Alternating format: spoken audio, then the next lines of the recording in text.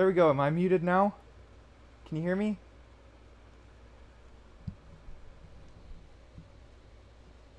Can you hear me all right?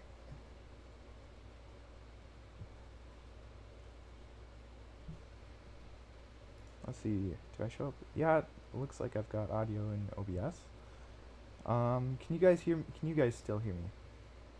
Okay, cool. So let me start from the beginning then. So the technical difficulties, the technical difficulties I was having. Um, I went to go live. I went to go live, and it wouldn't connect to YouTube. It wouldn't connect to YouTube. Like I'd hit start stream. I hit start stream, and it just hangs there. Hi, Nyana! Hey! Yeah, I went to go live, and it just hung there, and I was just going through absolutely everything, trying to figure out why it wouldn't go live. And I finally decided to try their backup server, their backup stream server, and it worked. So I guess their main stream server is down right now. So I guess that's what the what it was. So yeah, so today we're gonna be doing a thing on Ted Kaczynski because he just died recently, and he was in prison, and yeah. So disclaimer: don't bomb anybody. Don't send pipe bombs to people through the mail. Um, that's not a very nice thing to do. Don't do that.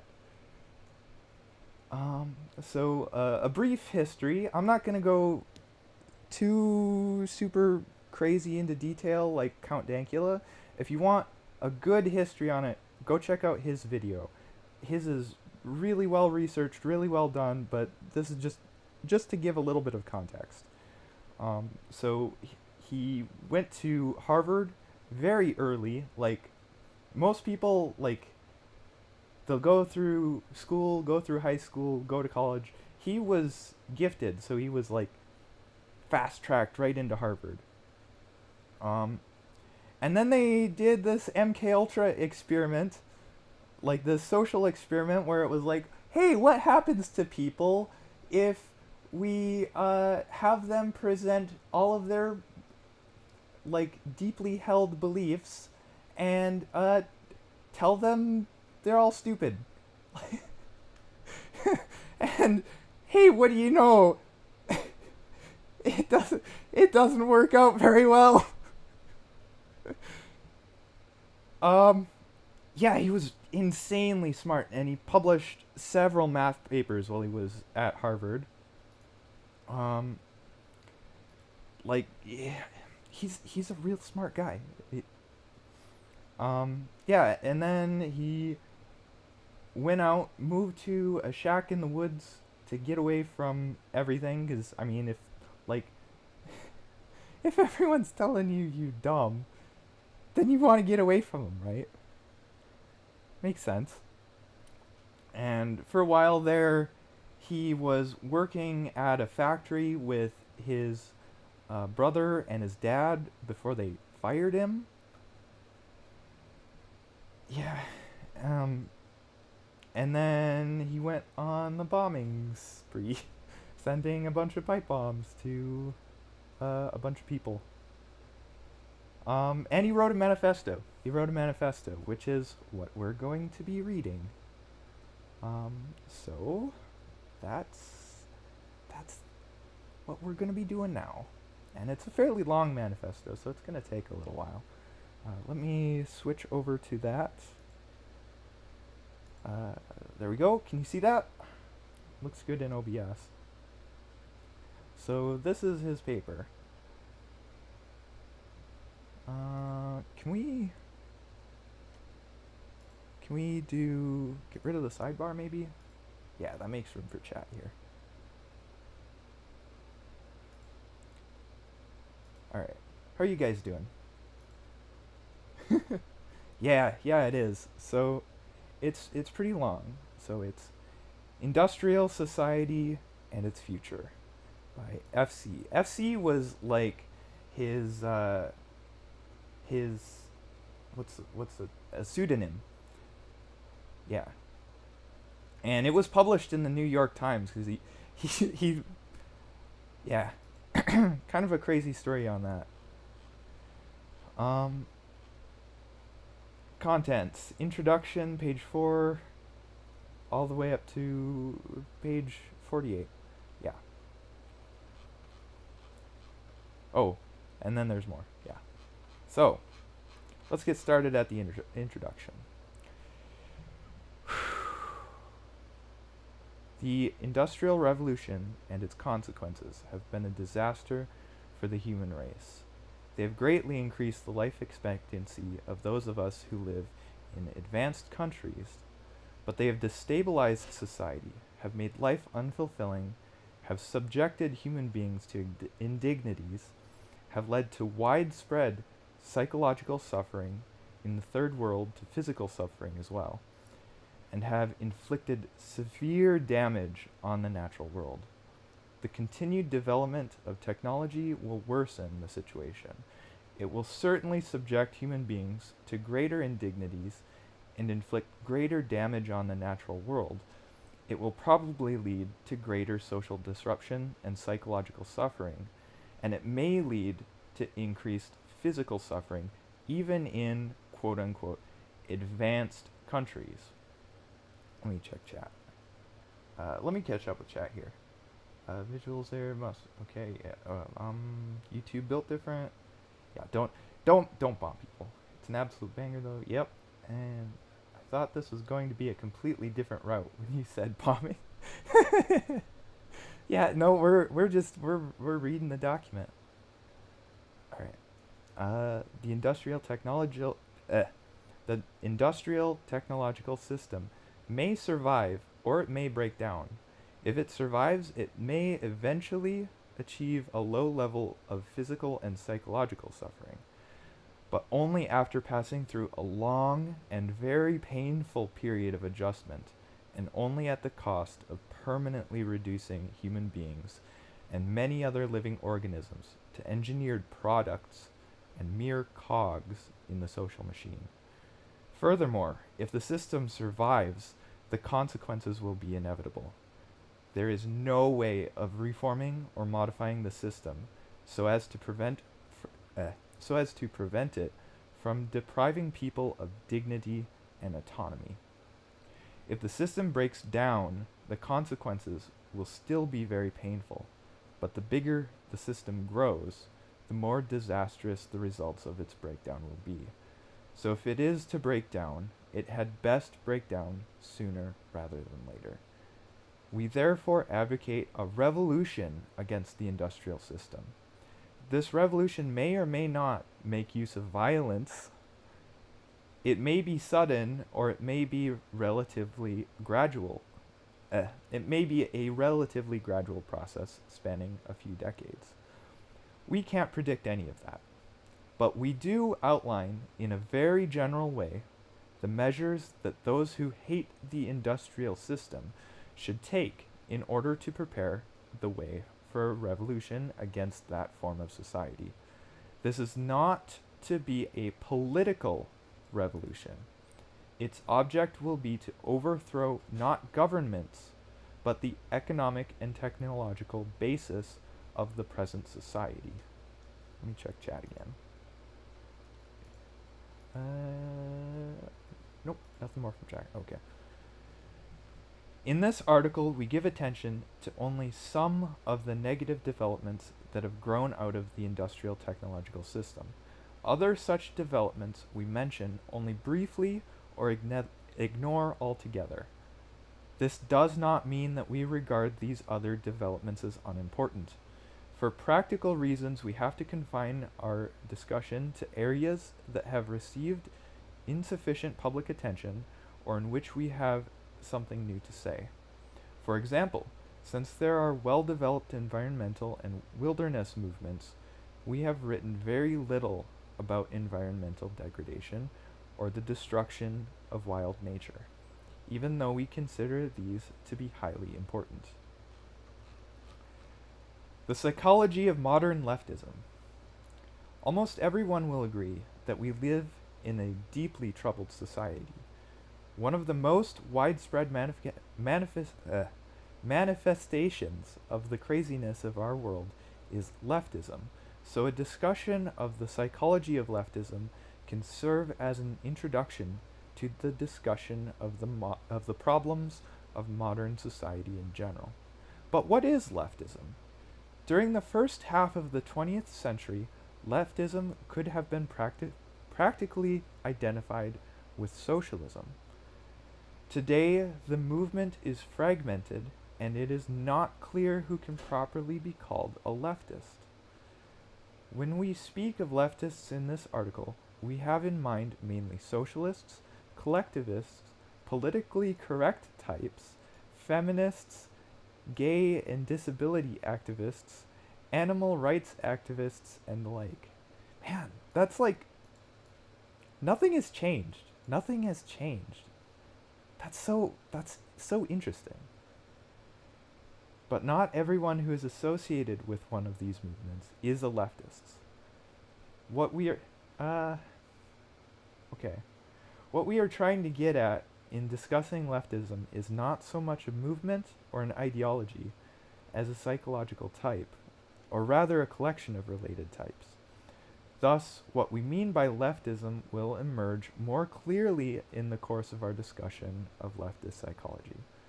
Also, see paragraphs 227 through 230. This is a long paper.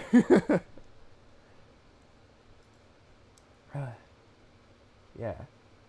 Some people just like being friendly to animals. That's true. That's true. Where was I? Even so, our conception of leftism will remain a good deal less clear than we would wish, but there doesn't seem to be any remedy for this. All we are trying to do here is indicate in a rough and approximate way the two psychological tendencies that we believe are the main driving force of modern leftism. We by no means claim to be telling the whole truth about leftist psychology. Also, our discussion is meant to apply to modern leftism only.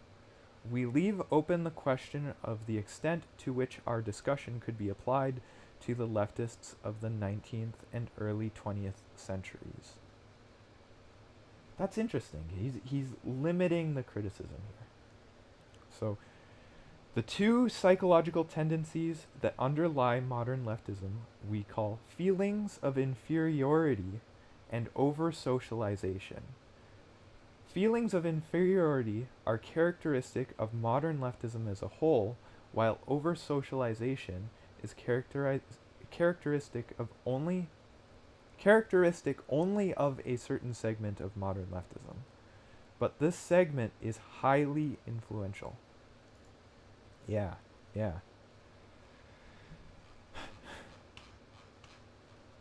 Feelings of inferiority. Factory farming is pretty awful. No cap, for real. Yeah. I've seen those videos. Of, so they breed chickens. They breed chicks, and they only need the female chicks to raise hens, and the male chicks they just throw in a meat grinder. It's really pretty gruesome. Holy hell, he talks so much about leftists for a supposed non-political manifesto. I know, right? Yeah.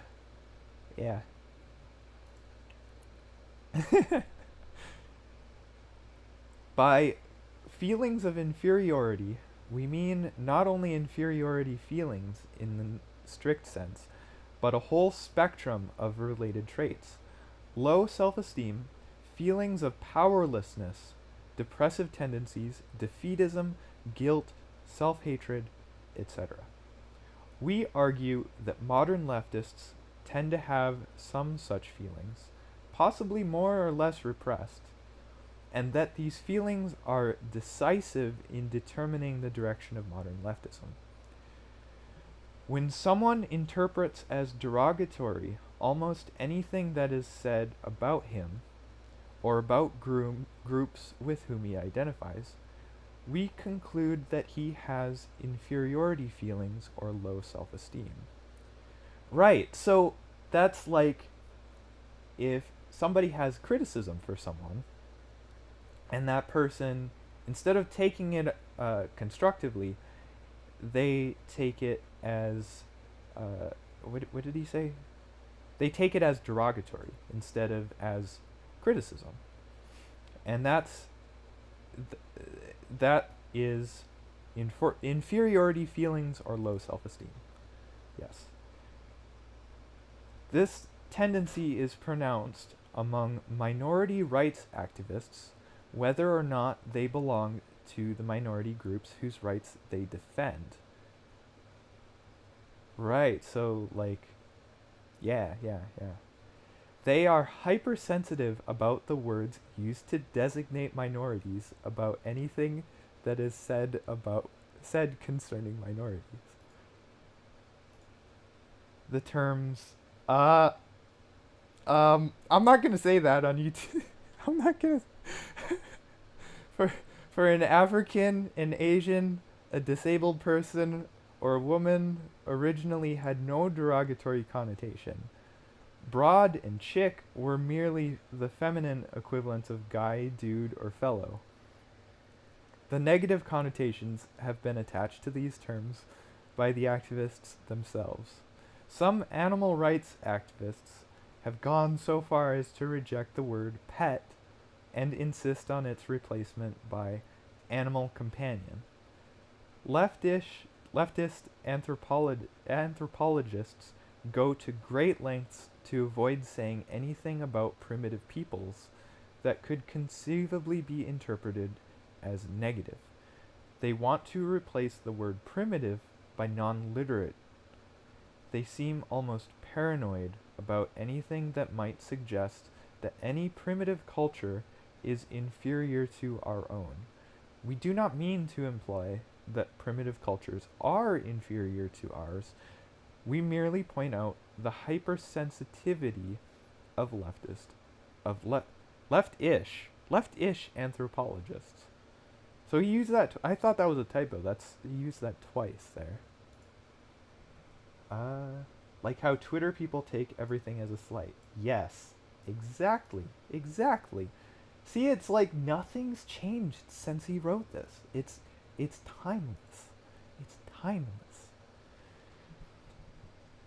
Those who are most sensitive about politically incorrect terminology are not the average black ghetto dweller, Asian immigrant, abused woman, or disabled person, but a minority of activists, many of whom do not even belong to any oppressed group, but come from privileged strata of society.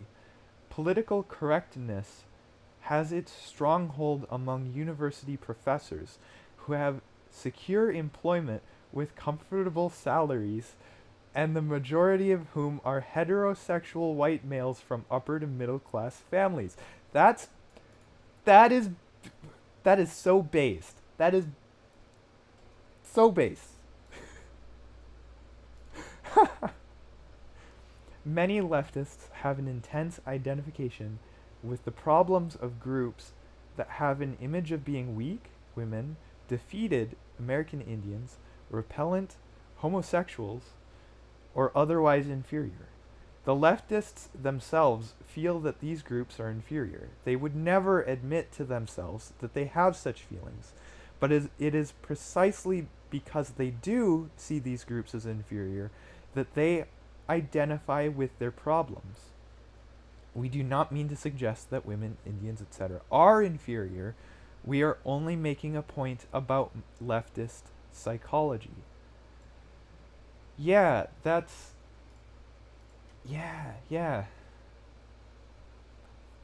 was a term for that. I forget what it was.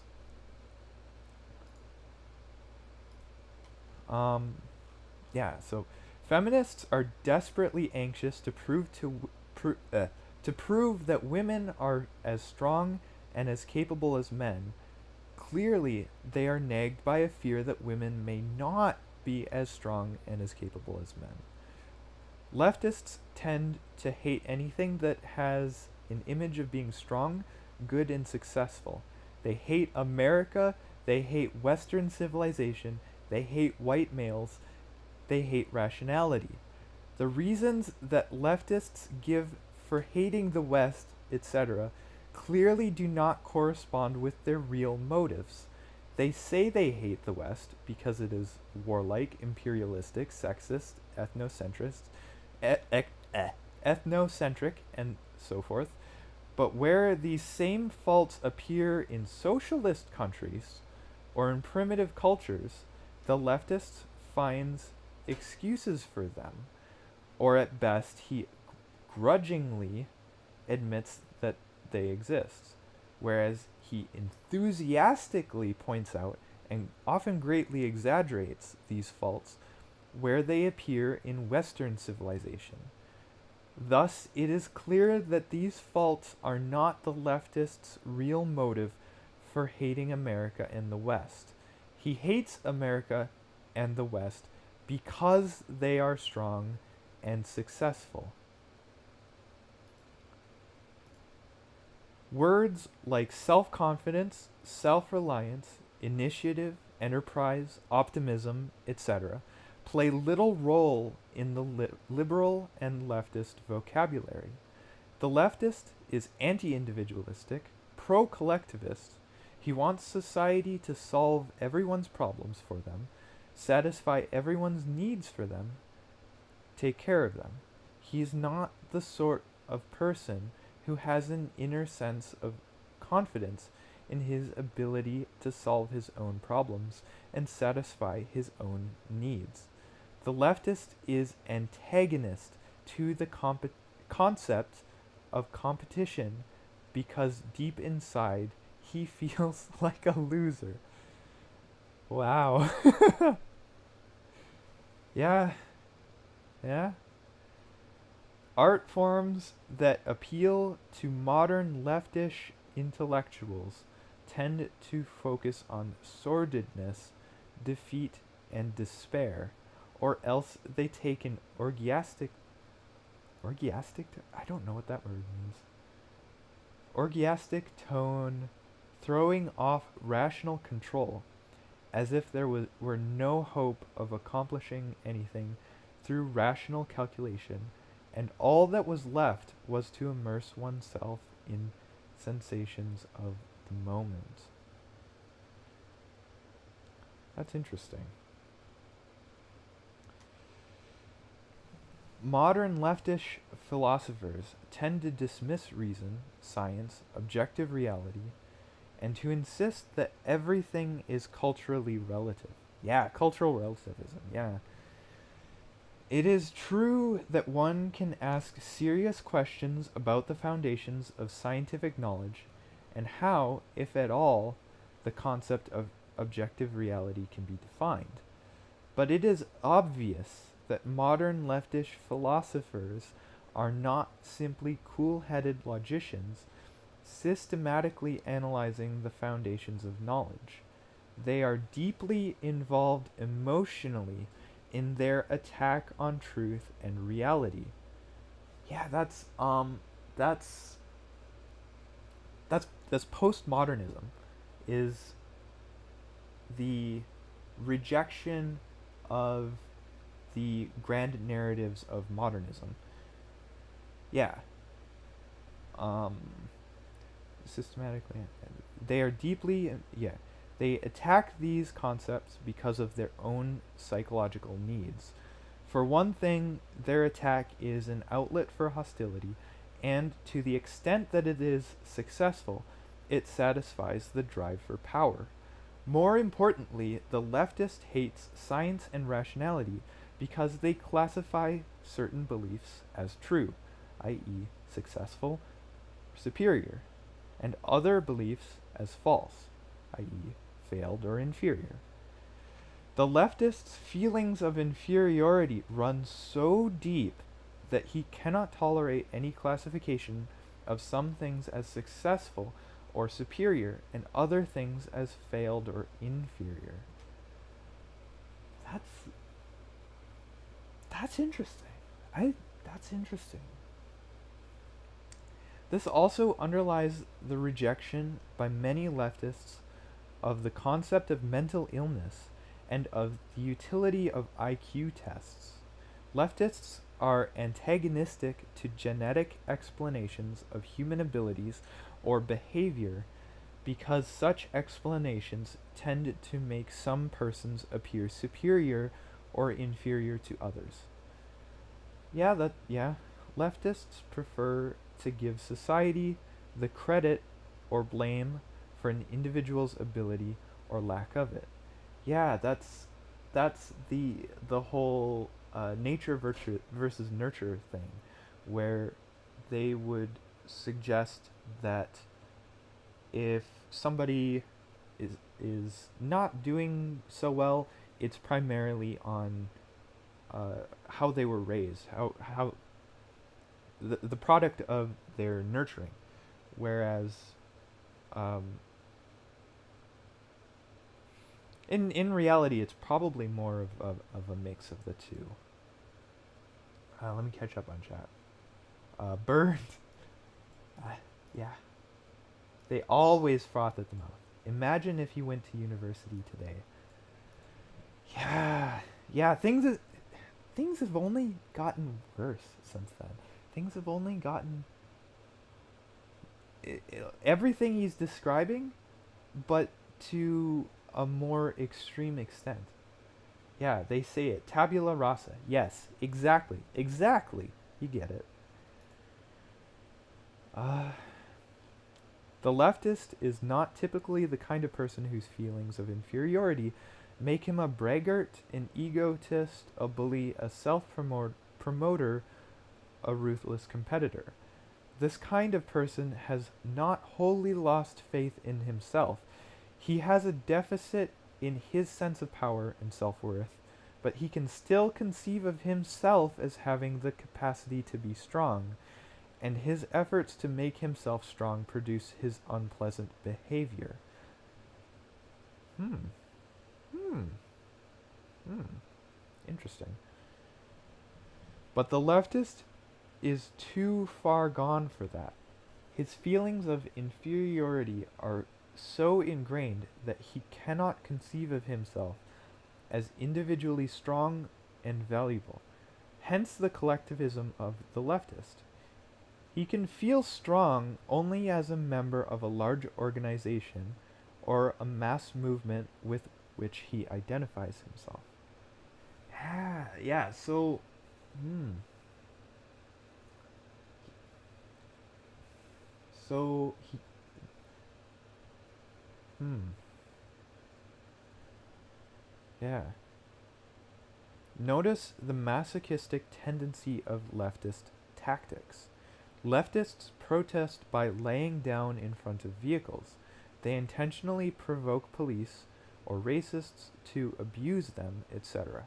These tactics may often be effective, but many leftists use them not as means to an end, but because they prefer masochistic tactics. Self-hatred is a leftist trait. Um, that's bottom energy right there.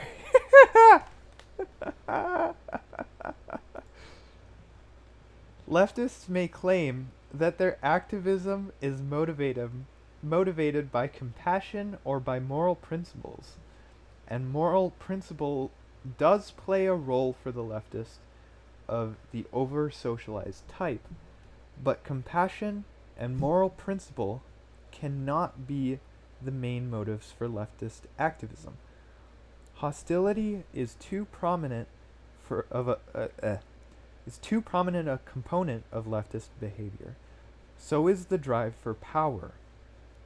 Moreover, much leftist behavior is not rationally calculated to be of benefit to the people whom the leftists claim to be trying to help.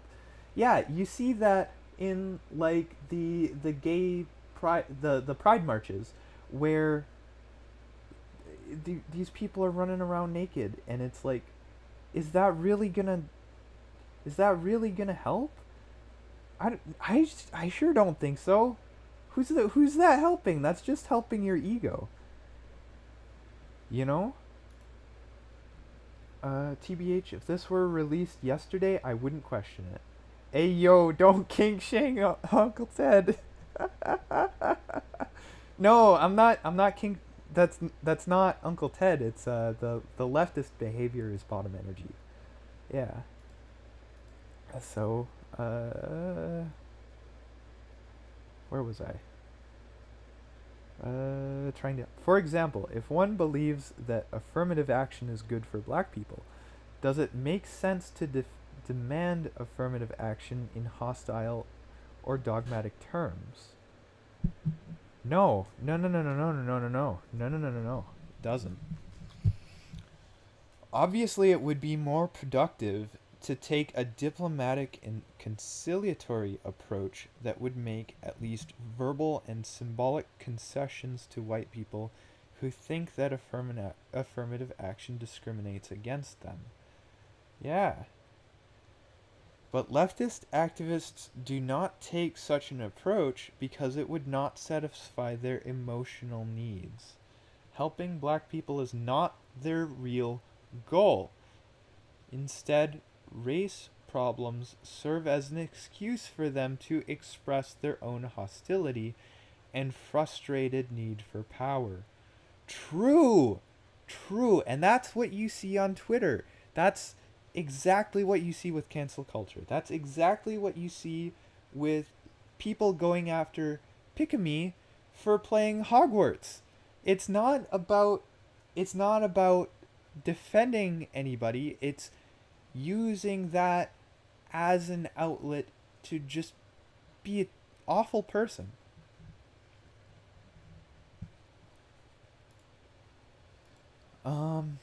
Yeah.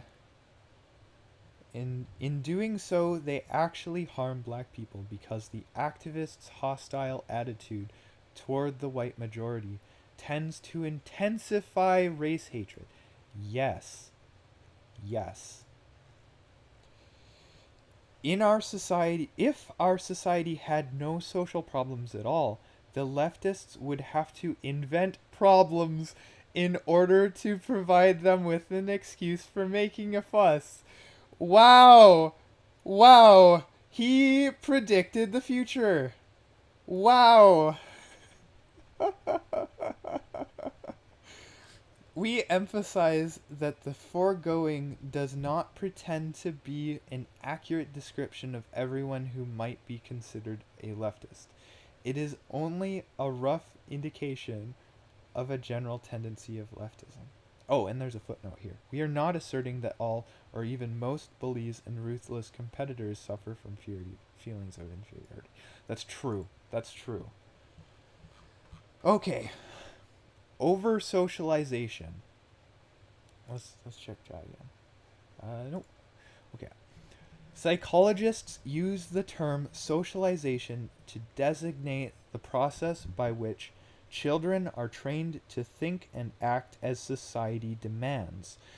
A person is said to be well socialized if he believes in and obeys the moral code of his society and fits in well as a functioning part of that society. It may seem senseless to say that many leftists are over socialized, since the leftist is perceived as a rebel. Nevertheless, the position can be defended. Many leftists are not such rebels as they seem. The moral code of our society is so demanding that no one can think, feel, and act in a completely moral way. For example, we are not supposed to hate anyone, yet almost everybody hates somebody at some time or another. That's true. That's true. Whether he admits it to himself or not. Some people are so highly socialized that the attempt to think, feel, and act morally imposes a severe burden on them.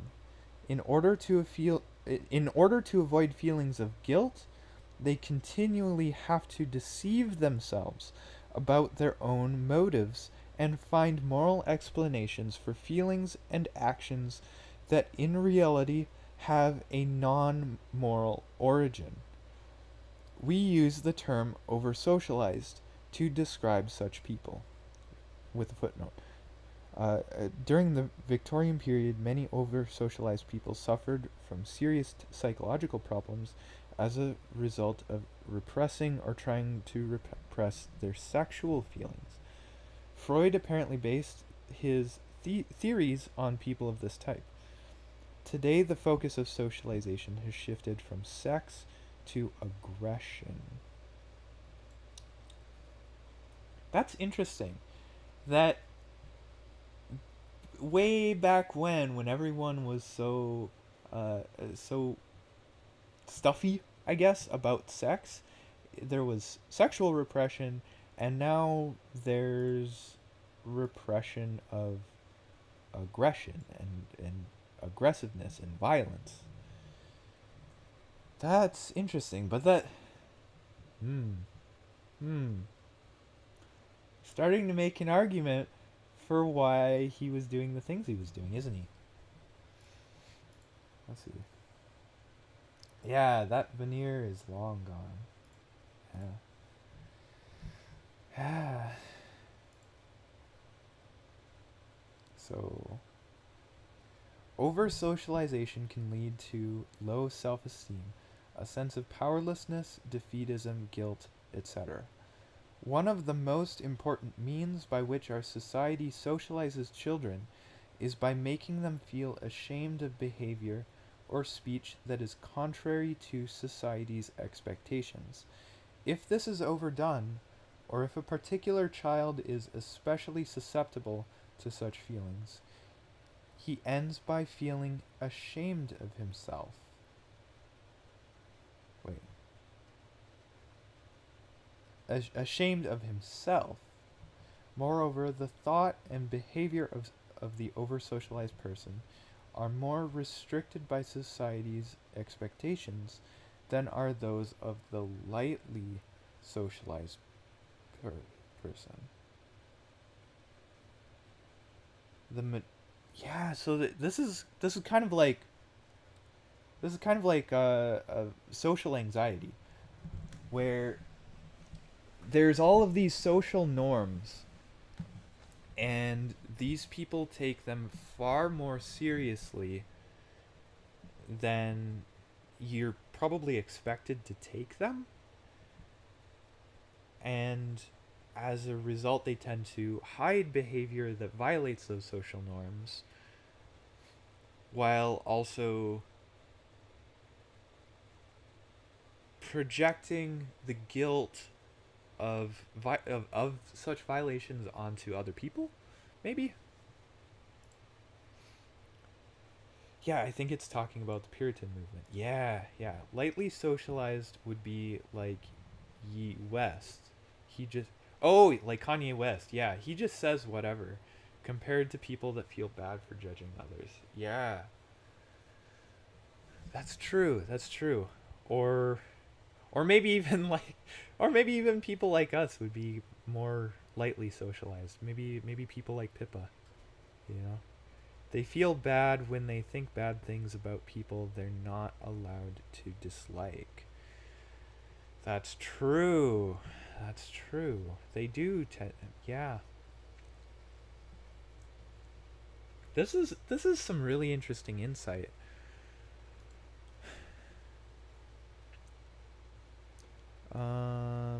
Where was I?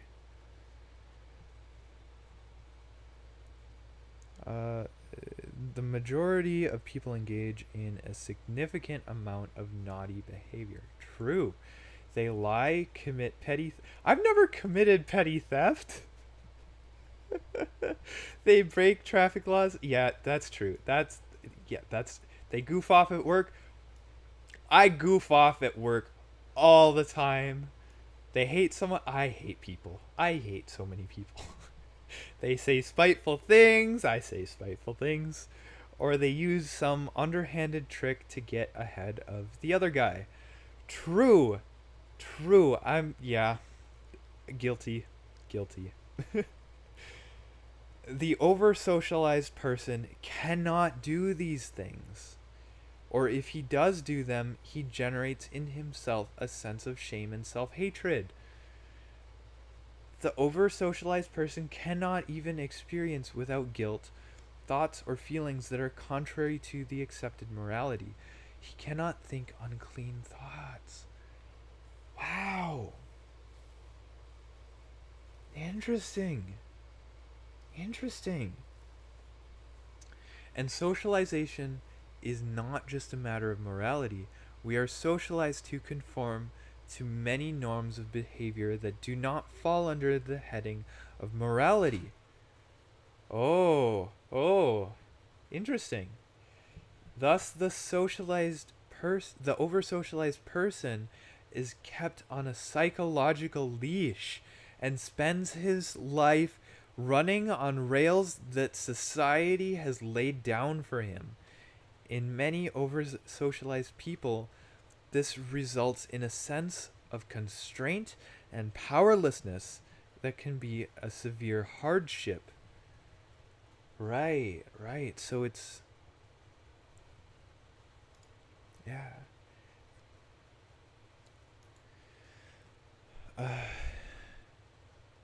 We suggest that over socialization is among the more serious cruelties that human beings inflict on one another.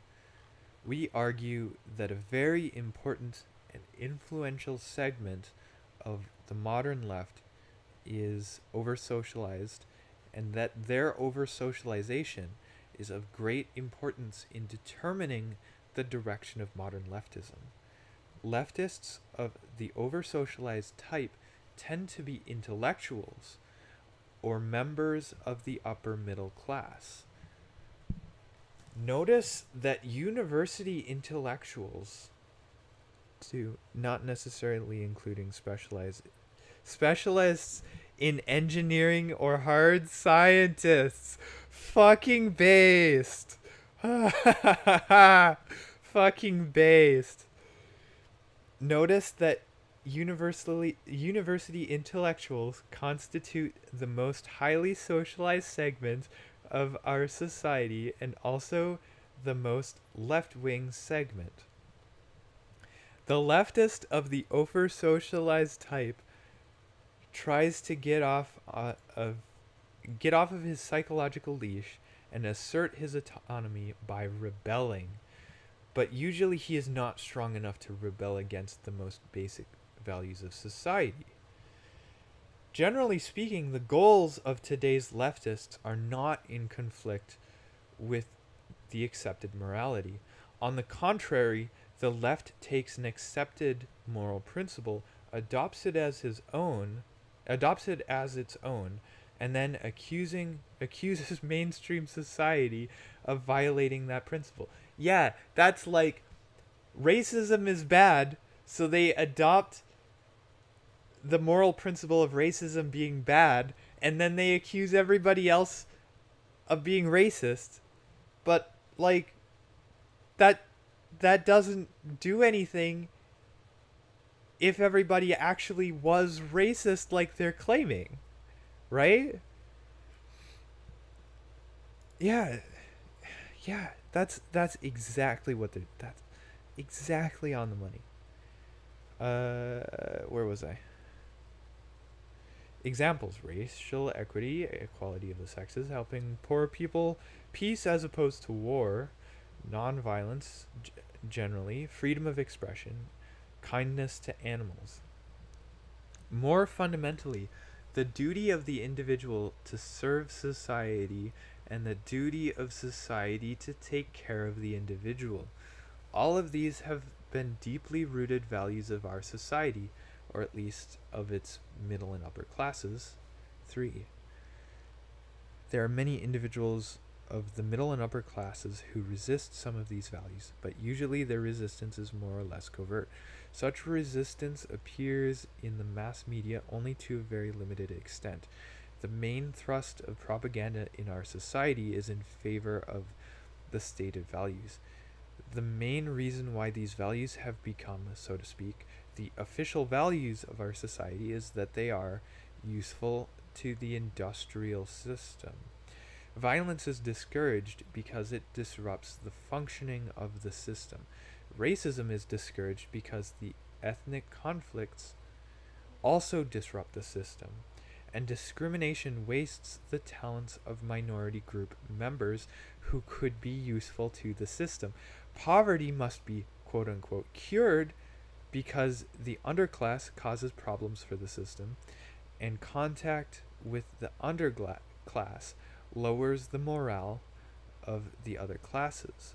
Women are encouraged to have careers because their talents are useful to the system, and more importantly, because of by having regular jobs, women become integrated into the system and tied directly to it rather than to their families. This helps to weaken family solidarity. The leaders of the system say they want to strengthen the family, but what they really mean is that they want the family to serve as an effective tool for socializing children in accord with the needs of the system. We argue in paragraphs 51, 52. That's an interesting footnote. Yeah, yeah.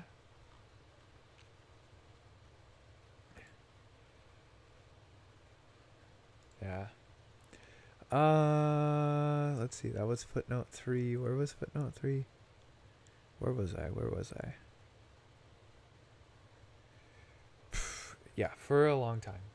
These values are explicitly or implicitly expressed or presupposed in most of the material presented to us by the mainstream communications media and the educational system. Leftists, especially those of the over socialized type, usually do not rebel against these principles, but justify their hostility to society by claiming, with some degree of truth, that society is not living up to these principles. Yes, yes. Here is an illustration of the way in which the over socialized leftist shows his real attachment to the conventional attitudes of our society while pretending to be in rebellion against it. Many leftists push for affirmative action by moving black people into high prestige jobs, for improved education in black schools, and more money for such schools. The way of life of the black underclass they regard as a social disgrace. They want to integrate the black man into the system, make him a business executive, lawyer, a scientist, just like upper middle class white people. The leftists will reply that the last thing they want is to make the black man into a copy of the white man. Instead, they want to preserve African American culture. But in what does this preservation of African American culture consist? It can hardly consist in anything more than eating black style food, listening to black style music, wearing black style clothing, and going to a black style church or mosque. In other words, it can express itself only in superficial matters. In all essential respects, most leftists of the over socialized type want to make the black man conform to white middle class ideals. They want to make him study technical subjects, become an executive or a scientist, spend his life climbing the status ladder to prove that black people are as good as white. They want to make black fathers responsible. They want black gangs to become non-violent, etc. But these are exactly the values of the industrial technological system. The system couldn't care less what kind of music a man listens to, what kind of clothes he wears, or what religion he believes in, as long as he studies in school, holds a respectable job, climbs the status ladder, is a responsible parent, is non-violent, and so forth. In effect, however much he may deny it, the over-socialized leftist wants to integrate the black man into the system and make him adopt its values. We certainly do not claim that leftists, even of the over-socialized type, never rebel against the fundamental values of our society. Clearly, sometimes they do. Some over-socialized leftists have gone so far as to rebel against one of society's most important principles by engaging in physical violence. By their own account, violence is for them a form of liberation. In other words, by committing violence, they break through the psychological restraints that have been trained into them. We're breaking the conditioning! Because they are over-socialized, these restraints have been more confining for them than for others. Hence their need to break free of them. But they usually justify their rebellion in terms of other mainstream values. If they engage in violence, they claim to be fighting against racism or the like. We realize that many objections could be raised to the foregoing thumbnail sketch of leftist psychology. The real situation is complex, and anything like a complete description of it would take several volumes, even if the necessary data were available. We claim only to have indicated very roughly the two most important tendencies in the psychology of modern leftism. I'm gonna say it's pretty accurate. At least from my point of view, it certainly looks that way. The problems of the leftist are indicative of the problems of our society as a whole. Low self-esteem, depressive tendencies, and defeatism are not restricted to the left. Though they are especially noticeable in the left, they are widespread in our society. And today's society tries to socialize us to a greater extent than any previous society. We are even told by experts how to eat, how to exercise, how to make love, how to raise our kids, and so forth. Yeah, eat the bugs, live in the pod. Eat the bugs, live in the pod. Do what you're told. You know? Don't drink the pop. That's going to give you cancer. Don't eat unhealthy. You're going to die early. You know? Even if you like unhealthy food, even if you like things that are bad for you, don't do that.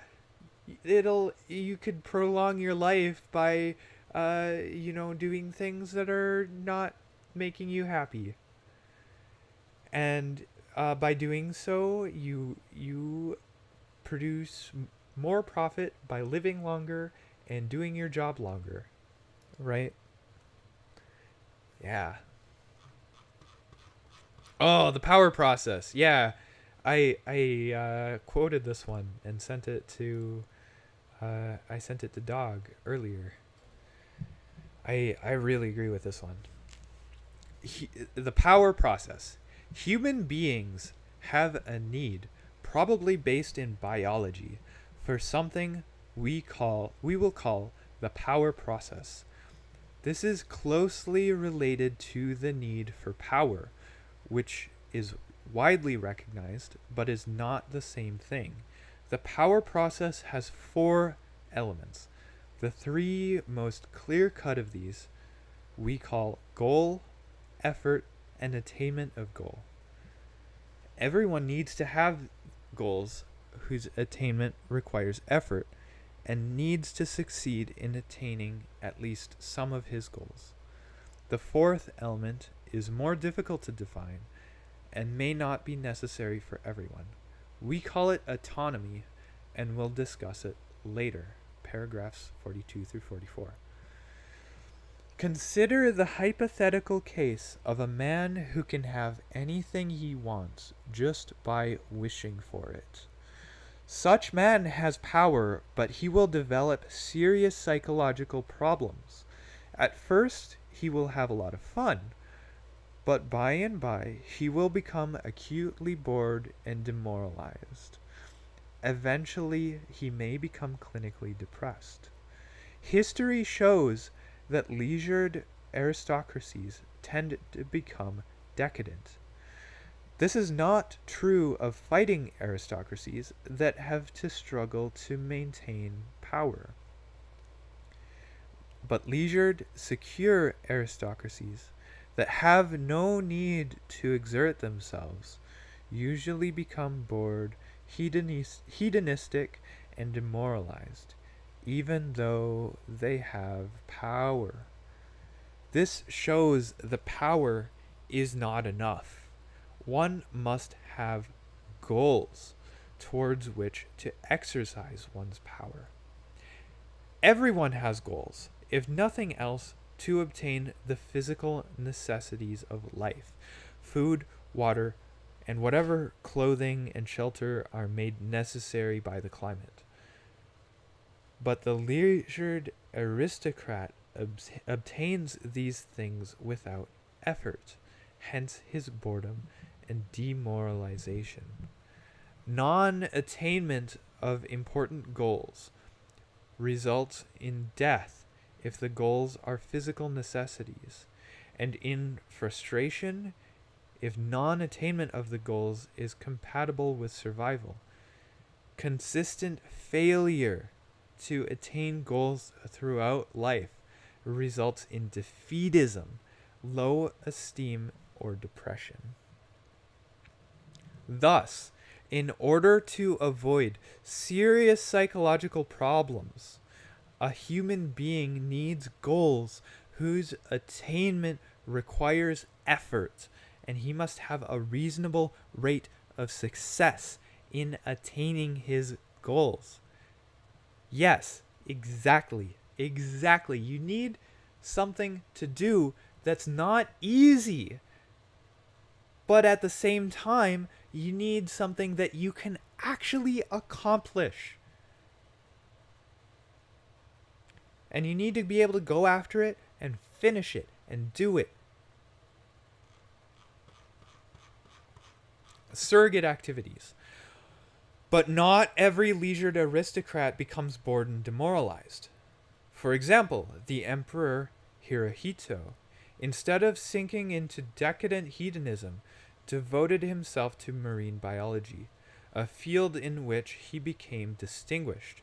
When people do not have to exert themselves to satisfy their physical needs, they often set up artificial goals for themselves. Like, I don't know, streaming? In many cases, they then pursue these goals with the same energy and emotional involvement that they otherwise would have put into the search for physical necessities. Thus, the aristocrats of the Roman Empire had their literacy pretensions. Many European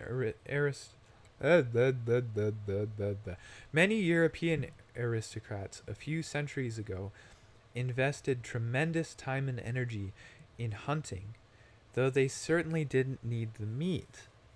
Other aristocracies have competed for status through elaborate displays of wealth, and a few aristocrats, like Hirohito, have turned to science. We use the term surrogate activity to designate an activity that is directed toward an artificial goal that people set up for themselves merely in order to have some goal to work toward, or let us say, merely for the sake of fulfillment that they get from pursuing the goal. Here is a rule of thumb for the identification of surrogate activities. Given a person who devotes much time and energy to the pursuit of goal X, ask yourself this: if he had to devote most of his time and energy to satisfying his biological needs, and if that effort required of him to use his physical and mental faculties in a varied and interesting way, would he feel seriously deprived because he did not attain goal X? If the answer is no, then the person's pursuit of goal X is a surrogate activity. Hirohito's studies in marine biology clearly constituted a surrogate activity, since it is pretty certain that if Hirohito had to spend his time working at interesting non-scientific tasks in order to obtain the necessities of life, he would not have felt deprived because he didn't know all about the anatomy and life cycles of marine animals. On the other hand, the pursuit of sex and love, for example, is not a surrogate activity because most people, even if their existence were otherwise satisfactory, would feel deprived if they passed their lives without ever having a relationship with a member of the opposite sex. But pursuit of an excessive amount of sex, more than one really needs, can be a surrogate activity. Yeah. I want to smoke a cigar and drive without a seatbelt. Yeah. I'm gonna go get a pop real quick. My throat's kind of. It's my. Oh, I still have some here.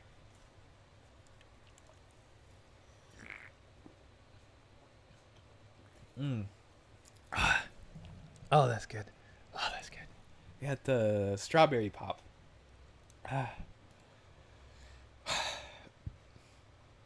In modern industrial society, only minimal effort is necessary to satisfy one's physical needs. It is enough to go through a training program to acquire some petty technical skill, then come to work on time and exert the very modest effort needed to hold a job. Then the only requirements are a moderate amount of intelligence and, most of all, simple obedience. If one has those, society takes care of one from cradle to grave. Yes, there is an underclass that cannot take the physical necessities for granted, but we are speaking here of mainstream society. Thus, it is not surprising that modern society is full of surrogate activities. These include scientific work, athletic achievement, humanitarian work, artistic and literary creation, climbing the corporate ladder, acquisition of money and material goods far beyond the point at which they cease to give any additional physical satisfaction, and social activism when it addresses issues that are not important for the activist personally, as in the case of white activists who work for the rights of non-white minorities. These are not always pure surrogate activities, since for many people they may be motivated in part by needs other than the need to have some goal to pursue. Scientific work may be motivated in part by a drive for prestige, artistic creation by a need to express feelings, militant social activism by hostility, but for most people who pursue them, these activities are in large part surrogate activities. For example, the majority of scientists will probably agree that the fulfillment they get from their work is more important than the money and prestige they earn. That's interesting, isn't it? It's more about it's was it I forget his name. Maslow's hierarchy of needs? I forget what his name was exactly. Oh yeah, oh yeah, I need to set to live chat. I'm sorry. I'm sorry. Did I miss any? Oh my god, I did. Oh, I'm sorry, guys. Rexus, they tell you to stay alive so they can wring out your productivity to the very last drop. Rebel against society, eat McDonald's. Exactly. Exactly. Can't believe Hillary Clinton killed Ted. I can believe it. I can believe it. He's lying. Don't trust him. Uh, Support came and said hello. Yeah. Hey, Support. I'm glad you came. Plenty of corporate guys working to keep their place in the world. Yeah, yeah, yeah. Corporate ladder is. Hmm. Hmm. Hmm. Hmm. And you know what? I would argue that it's not always so easy to maintain a job either. Some jobs are pretty dang difficult. Eh, so, but I can totally agree with a job not giving you that uh, the highest level of Maslow's hierarchy of needs, or whatever his name actually was. Um, they've got the money, but they like their spot in the hierarchy. Yeah, that's the thing. Is it's not always about the money. It's about the pride. It's about personal fulfillment. And that's how it becomes a surrogate activity. Yeah. Uh, yes, sir. It's, for example, yeah.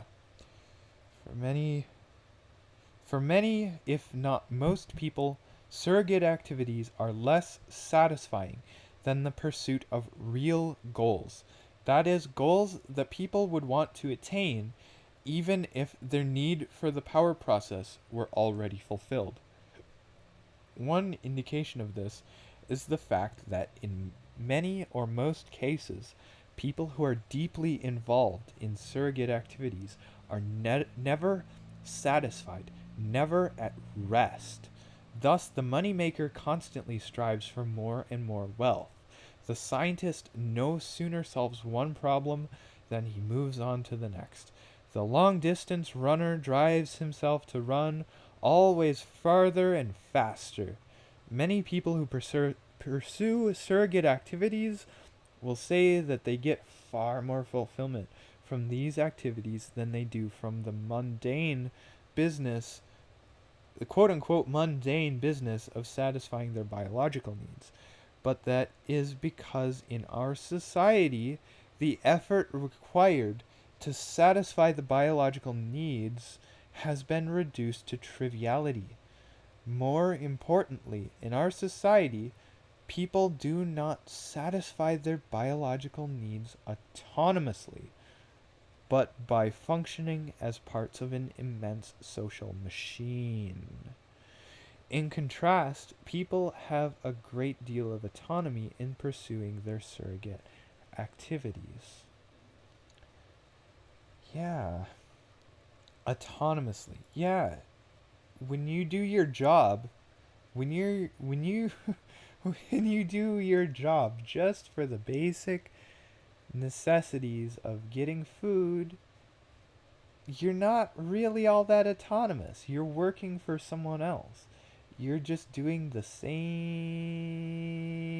thing over and over and over and over, day in and day out. You're not working autonomously.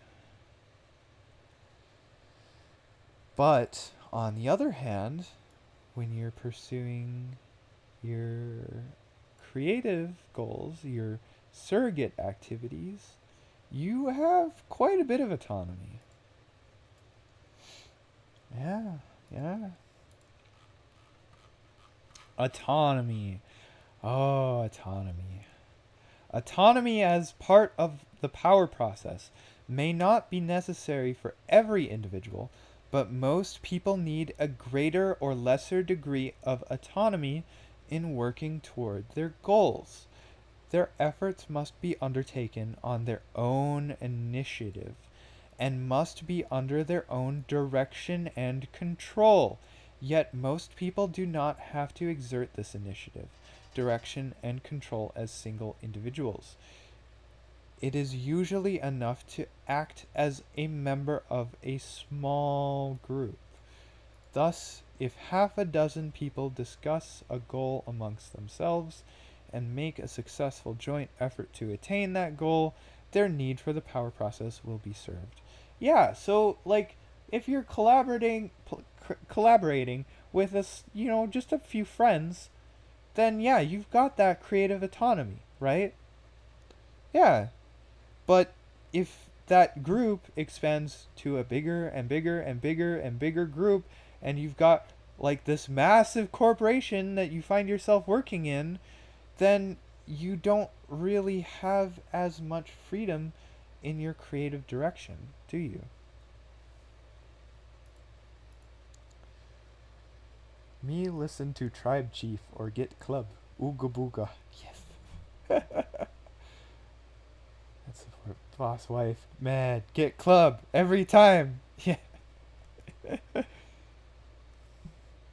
It is true. Let me get it. Let me take another sip. I want another sip. My throat.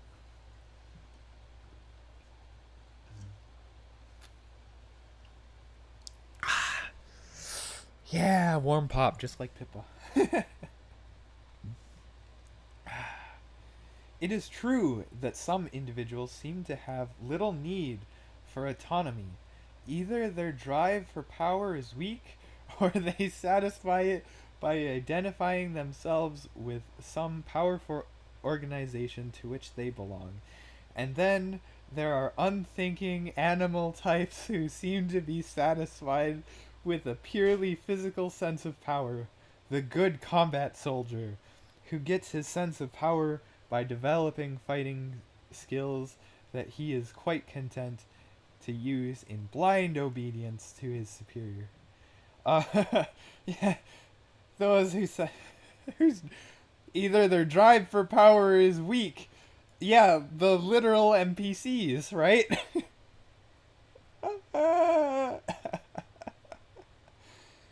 But for most people, it is through the power process, having a goal, making an autonomous effort, and attaining the goal, that self esteem, self confidence, and a sense of power are acquired.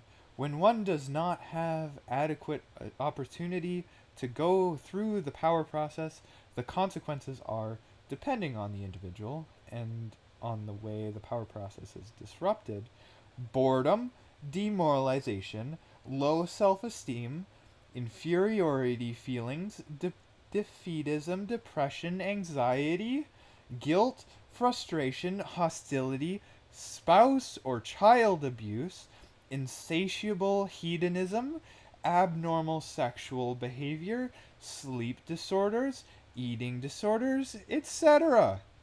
Some of the symptoms listed here are similar to those shown by caged animals.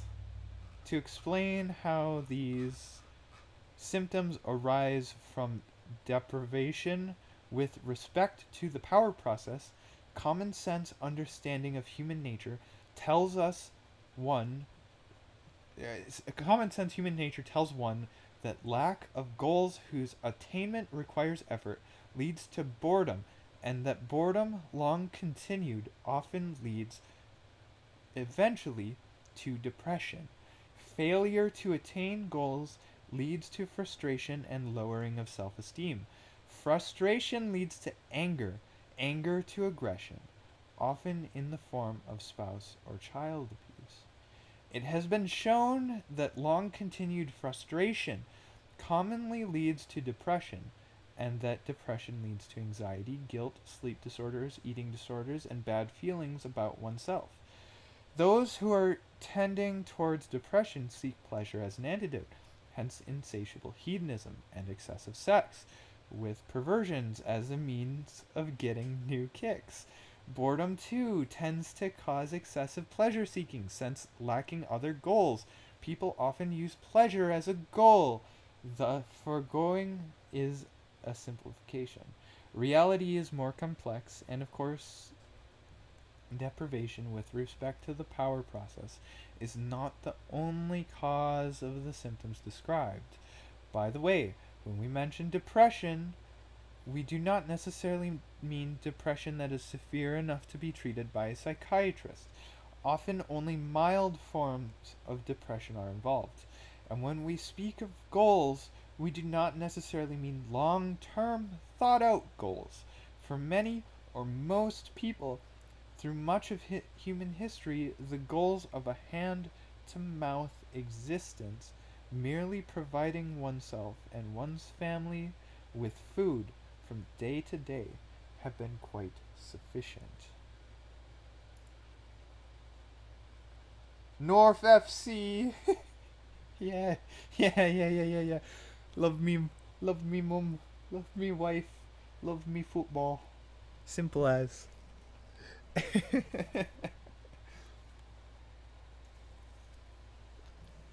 Ah, God.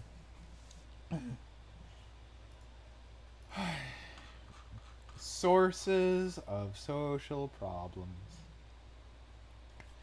Any of the foregoing symptoms can occur in society, but in modern industrial society, they are present on a massive scale. We aren't the first to mention that the world seems to be going crazy. It's clown world. It's fucking clown world. This sort of thing is not normal for human societies. There is good reason to believe that primitive man suffered from less stress and frustration and was better satisfied with his way of life than modern man is. It is true that not all was sweetness and light in primitive societies. Abuse of women was common among Australian abor- a- Aborigines. Transsexuality was fairly common among some of the American Indian tribes. But it does appear that, generally speaking, the kinds of problems that we have listed in the preceding paragraph were far less common among primitive peoples than they are in modern society. We attribute the social and psychological problems of modern society to the fact that that society requires people to live under conditions radically different from those under which the human race evolved, and to believe in ways that conflict with the patterns of behavior that the human race developed while living under the earlier conditions. It is clear from what we have already written that we consider lack of opportunity to properly experience the power process as the most important of abnormal conditions to which modern society subjects people. But it is not the only one. Before dealing with disruption of the power process as a source of social problems, we will discuss some of the other ones. Like, maybe having corn as your primary source of food in literally every single way, especially as processed into corn syrup. Like you know,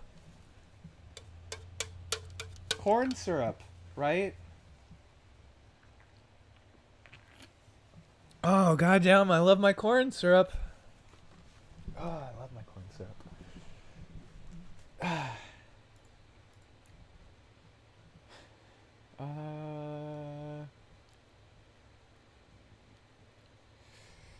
Among the abnormal conditions present in modern industrial society are excessive density of population. isolation of man from nature, excessive rapidity of social change, and the breakdown of natural small scale communities, such as the extended family, the village, or the tribe. It is well known that crowding increases stress and aggression. The degree of crowding, yeah, yeah, yeah, yeah, well known that crowding increases stress and aggression. So, you know, when we're raising kids, of course, what we do is send them all off to one tiny little brick box to spend time with each other, even if they don't like each other, and do paperwork every single day, all day long. Right? Eat eat corn, drink corn, corn flour. Yeah. Yeah. The degree of crowding that exists today and the isolation of man from nature are consequences of technological progress. All pre industrial societies were predominantly rural. The Industrial Revolution vastly increased the size of cities and the proportion of the population that lives in them, and modern agricultural technology has made it possible for the Earth to support a far denser population than it ever did before. Ugh. Also, technology exacerbates the effects of crowding because it puts increased disruptive powers in people's hands. For example, a variety of noise making devices, power mowers, radios, motorcycles, etc. If the use of these devices is unrestricted, people who want peace and quiet are frustrated by the noise. If their use is restricted, people who use the devices are frustrated by the regulations. Oh my god, that's literally me. That's literally me. But if the machines had never been invented, there would have been no conflict and no frustration generated by it. But I like, but I like using the machines. For primitive societies, the natural world, which usually changes only slightly, provided a stable framework and therefore a sense of security. In the modern world, it is human society that dominates nature rather than the other way around. And modern society changes very rapidly owing to technological change. Thus, there is no stable framework.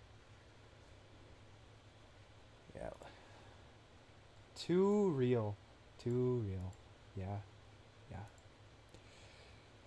The conservatives are fools. They whine about the decay of traditional values, yet they enthusiastically support technological progress and economic growth.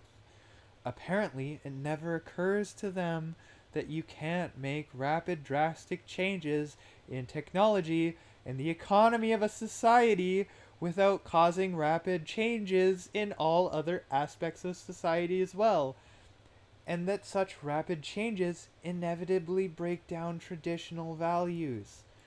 True, true. You can't stick to 100% the old ways if you don't live the way the old ways were lived. It doesn't work. It doesn't work. The breakdown of traditional values to some extent implies the breakdown of the bonds that hold together traditional small scale social groups. The disintegration of small scale social groups is also promoted by the fact that modern conditions often require or tempt individuals to move to new locations, separating themselves from their communities. Beyond that, a technological society has to weaken family ties and local communities if it is to function efficiently. In modern society, an individual's loyalty must first be to the system, and only secondarily to a small scale community.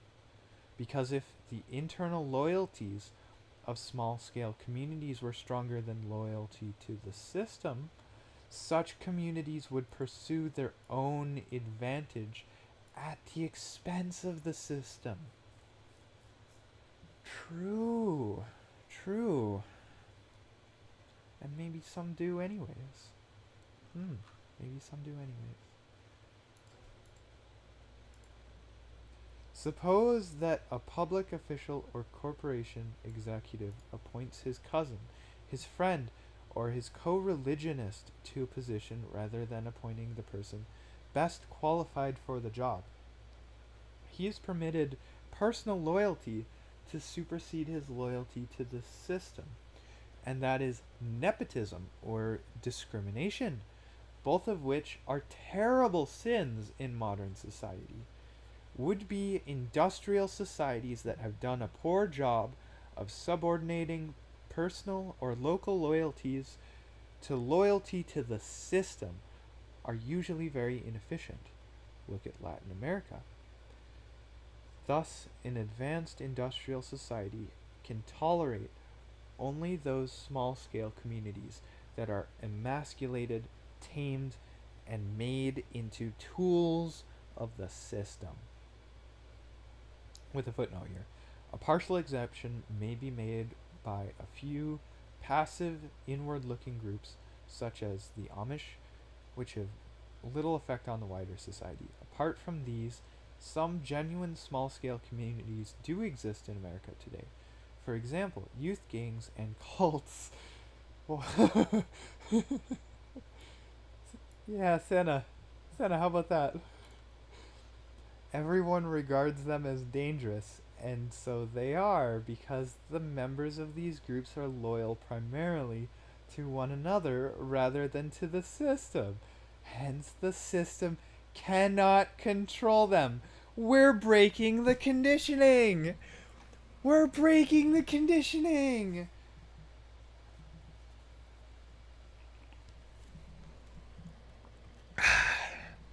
Or take the gypsies.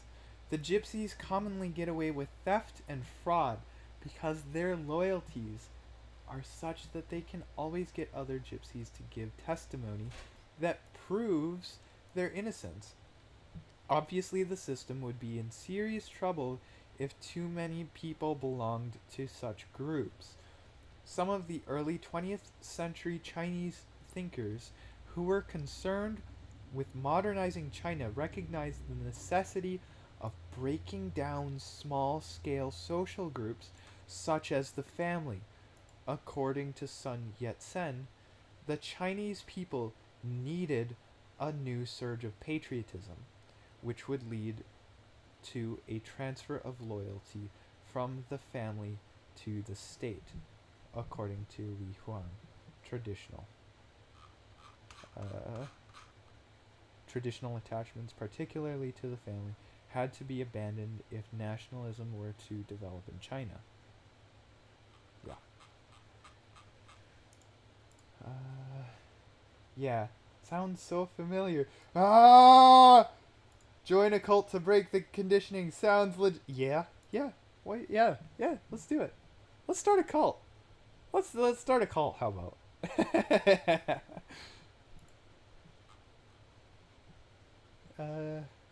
Yeah. So, crowding, rapid change, and breakdown of communities have been widely recognized as sources of social problems. But we do not believe they are enough to account for the extent of the problems that are seen today. A few pre-industrial cities were very large and crowded, yet their inhabitants do not seem to have suffered from psychological problems to the same extent as modern man.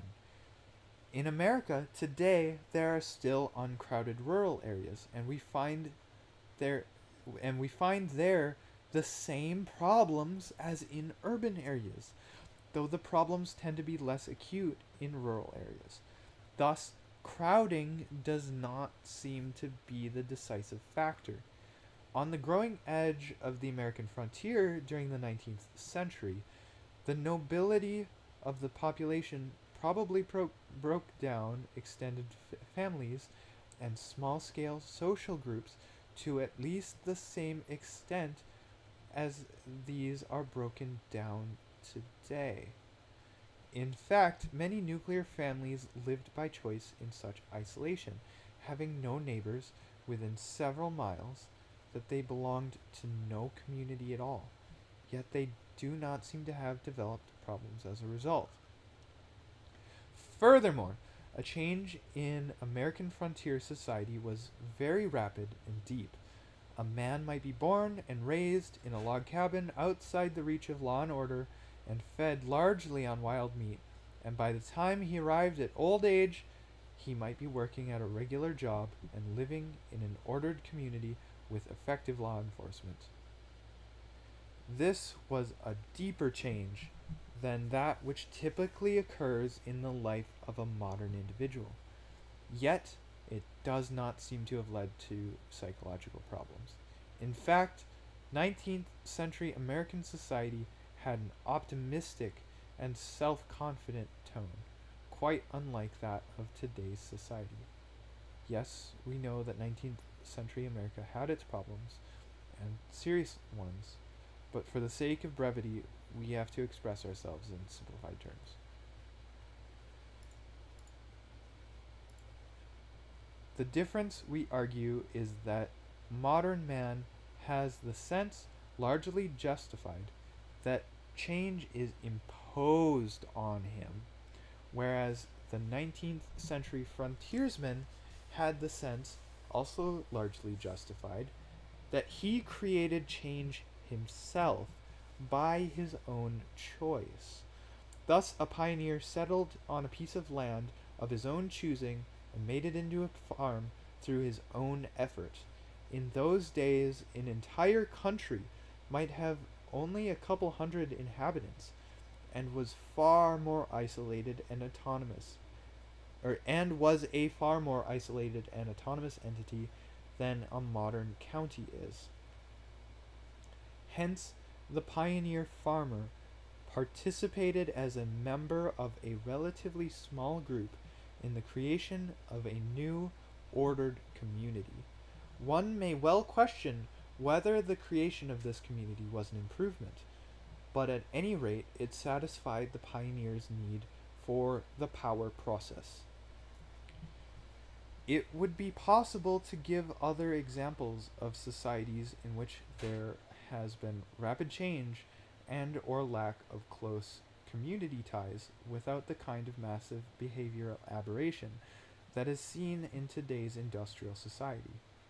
We contend that the most important cause of social and psychological problems in modern society is the fact that people have insufficient opportunity to go through the power process in a normal way.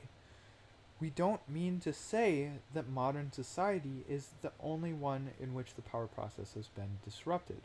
Probably most, if not all, civilized societies have interfered with the power process to a greater or lesser extent. But in modern industrial society, the problem has become particularly acute. Leftism, at least in its recent mid to late 20th century form, is part of a system of deprivation with respect to the power process. Yeah, so here he's saying that leftism came about in response to this problem of Maslow's hierarchy of needs, not the uppermost part of the hierarchy of needs not being fulfilled while the lower ones are. And that has led to leftism.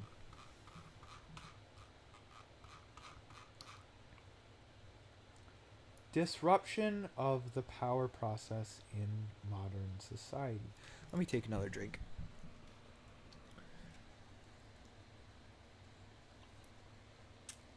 Let me take a break. See what you guys are saying. Yeah, it looks okay. It looks like I'm kind of. You guys have it. What do you guys think? What do you guys think? So far,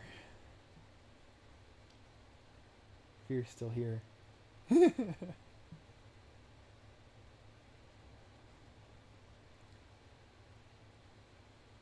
All right, I'll go back to it. Disruption of the power process in modern society. We divide human drives into three main groups: those drives that can be satisfied with minimal effort, those that can be satisfied but only at the cost of serious effort, and those that cannot be adequately satisfied no matter how much effort one makes. The power process is the process of satisfying the drives of the second group, the drives that are in the third group. The power process is the process of satisfying the drives of the second group. Yeah, okay. The drives that are in the third group, the more there is frustration, anger, eventually defeatism, depression, etc. The modern industrial society, natural human drives tend to be pushed into the first and third groups.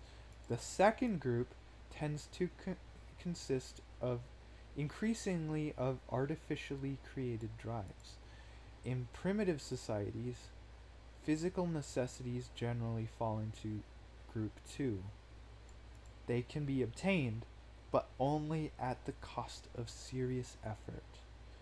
But modern society tends to guarantee the physical necessities to everyone. We leave aside the underclass, we are speaking of the mainstream, in exchange for only minimal effort. Hence, physical needs are pushed into group 1. There may be disagreement about whether the effort needed to hold a job is minimal, but usually, yeah, I said that earlier. But usually, in lower to middle level jobs, whatever effort is required is merely that of obedience. True. You sit or stand where you are told to sit or stand and do what you are told to do it in the way that you are told to do it. Seldom do you have to exert yourself seriously, and in any case you have hardly any autonomy in work, so the need for the power process is not well served.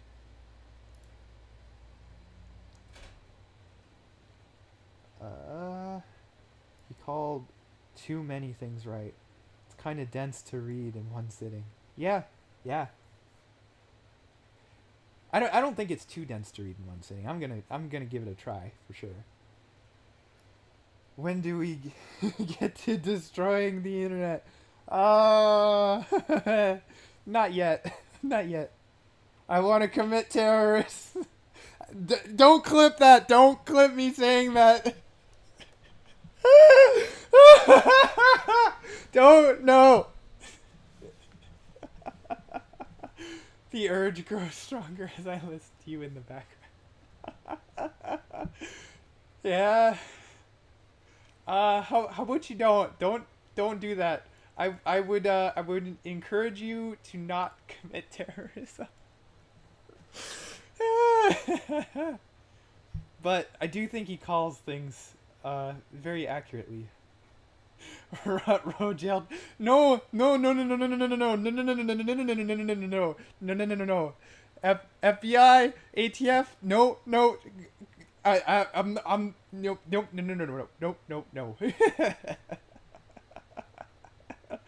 Where are the clippers? Not here. Nope. There's no clippers here today. No. I hope not.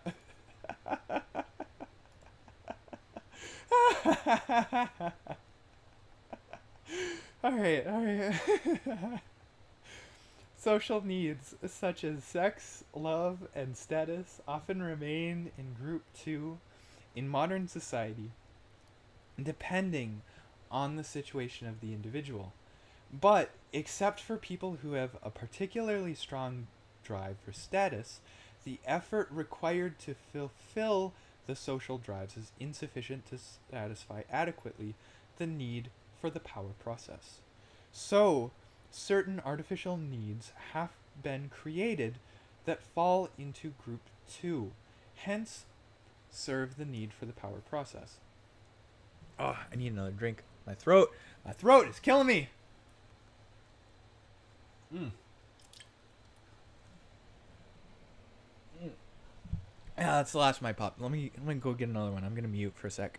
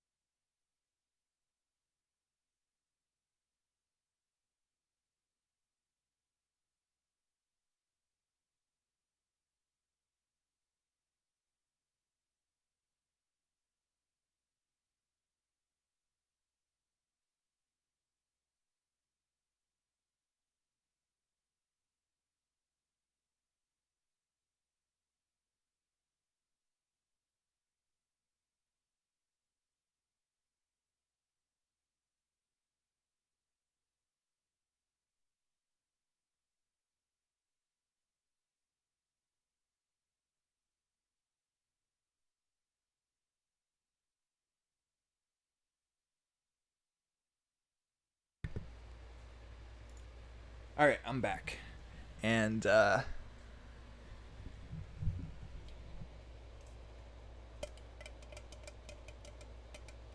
that sound familiar?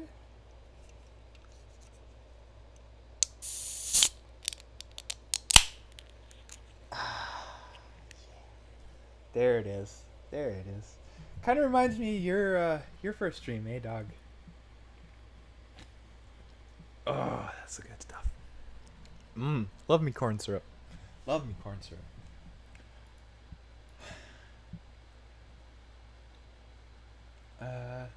All right. So, social needs such as sex, love, and status often remain in group 2 in modern society, depending on the situation of the individual. 2. Some social scientists, educators, mental health professionals, and the like are doing their best to push social drives into group 1 by trying to see to it that everyone has a satisfactory social life. Yeah. Yeah. But except for people who have a particularly strong drive for status, the effort required to fulfill social drives is insufficient to satisfy adequately the need for the power process. So, certain artificial needs have been created that fall into group 2, hence serve the need for the power process. Advertising and marketing techniques have been developed that make many people feel they need things and their grandparents never desired or even dreamed of. Huh. Yeah, funny that. It requires serious effort to earn enough money to satisfy these artificial needs. Hence, they fall into group 2. But see paragraphs 80 through 82. Modern man must satisfy his need for the power process largely enough through the pursuit of the artificial needs created by the advertising and marketing industry and through surrogate activities. Hmm.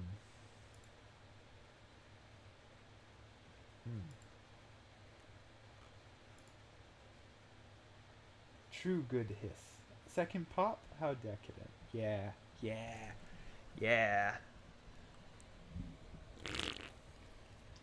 Oh, yeah. It's Strawberry Crush. Again. It seems that for, oh boy, that's a long footnote. It seems that for many people, maybe the majority, these artificial forms of the power process are insufficient. A theme that appears repeatedly in the writings of the social critics of the second half of the 20th century is the sense of purposelessness that afflicts many people in modern society. This purposelessness is often called by other names, such as anomie, anomie, or middle class vacuity. We suggest that the so-called identity crisis is actually a search for sense of purpose, often for commitment to a suitable surrogate activity. It may be that existentialism is in large part a response to the purposeless of modern life. Yeah, it's like, hey, existentialism. Oh man, what is the meaning of life? I don't know. How can I find any meaning in life? Yeah, no shit. Your meaning was taken away.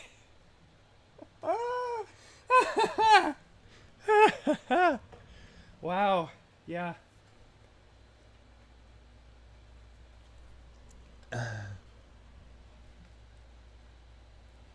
Very widespread in modern society is the search for fulfillment. But we think that for the majority of people, an activity whose main goal is fulfillment, that is, a surrogate activity, does not bring completely satisfactory fulfillment. In other words, it does not fully satisfy the need for the power process. See paragraph 41. That's interesting. So he's saying that if you're engaging in like hobbies or whatever it is that you're using to engage in the power process, whatever surrogate activity you're using, that's not as fulfilling as would be achieving your goals for life, fulfilling the power process outside of industrialized society. I guess is what he's suggesting here.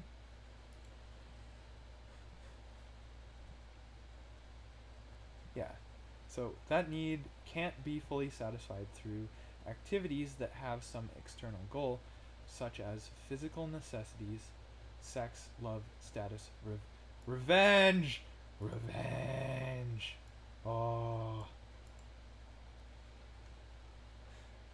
Moreover, where goals are pursued through earning money, climbing the status ladder, or functioning as part of the system in some other way, most people are not in a position to pursue their goals autonomously.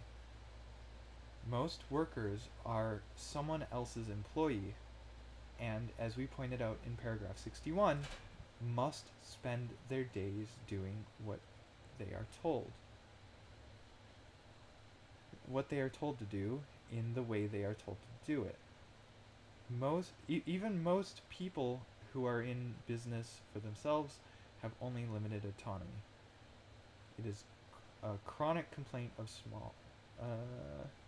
Oh, hey, I missed this. I missed this footnote here. By the advertising and marketing industry. Is the drive for endless material acquisition really an artificial creation of the advertising and marketing industry? Certainly, there is no innate human drive for material acquisition.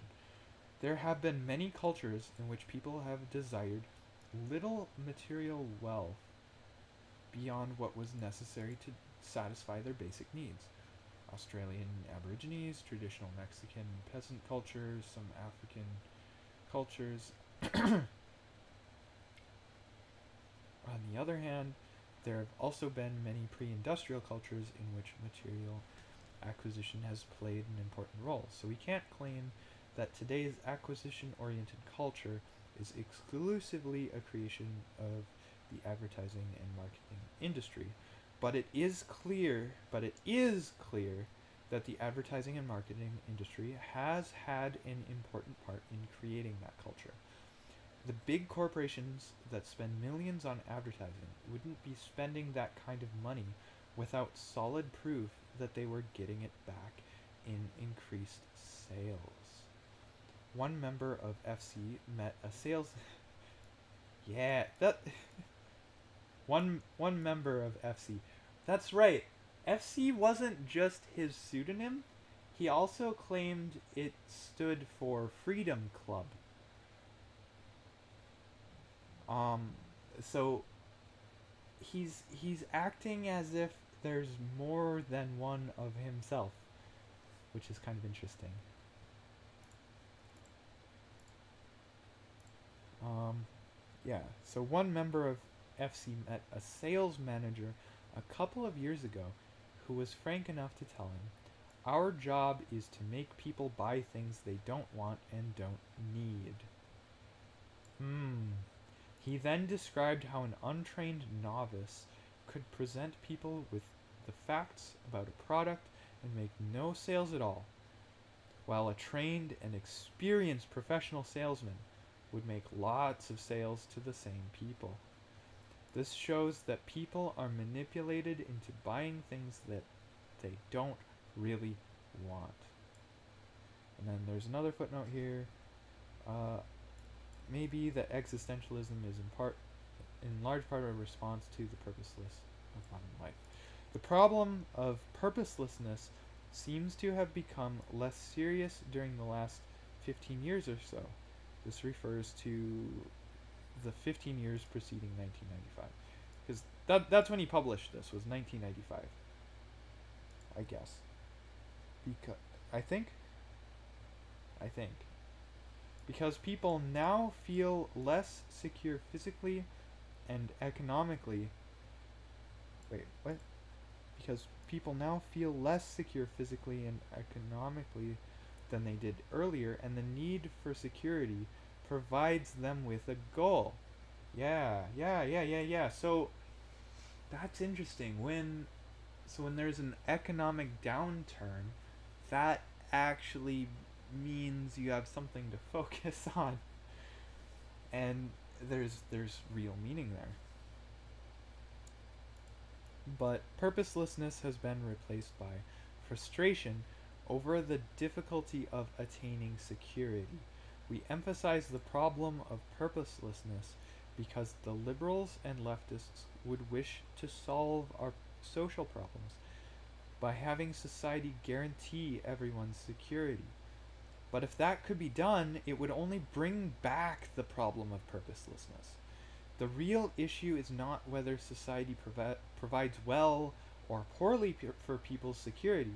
The trouble is that people are dependent on the system for their security rather than having it in their own hands.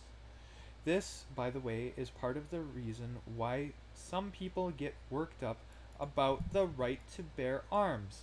A possession of a gun puts that aspect of security in their own hands. Very, very based. Very based. Yeah.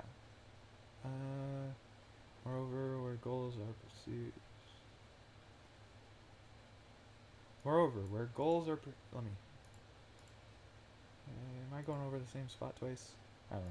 Moreover, where goals are pursued through earning money, climbing the status ladder, or functioning as part of the system in some other way, most people are not in a position to pursue their goals autonomously.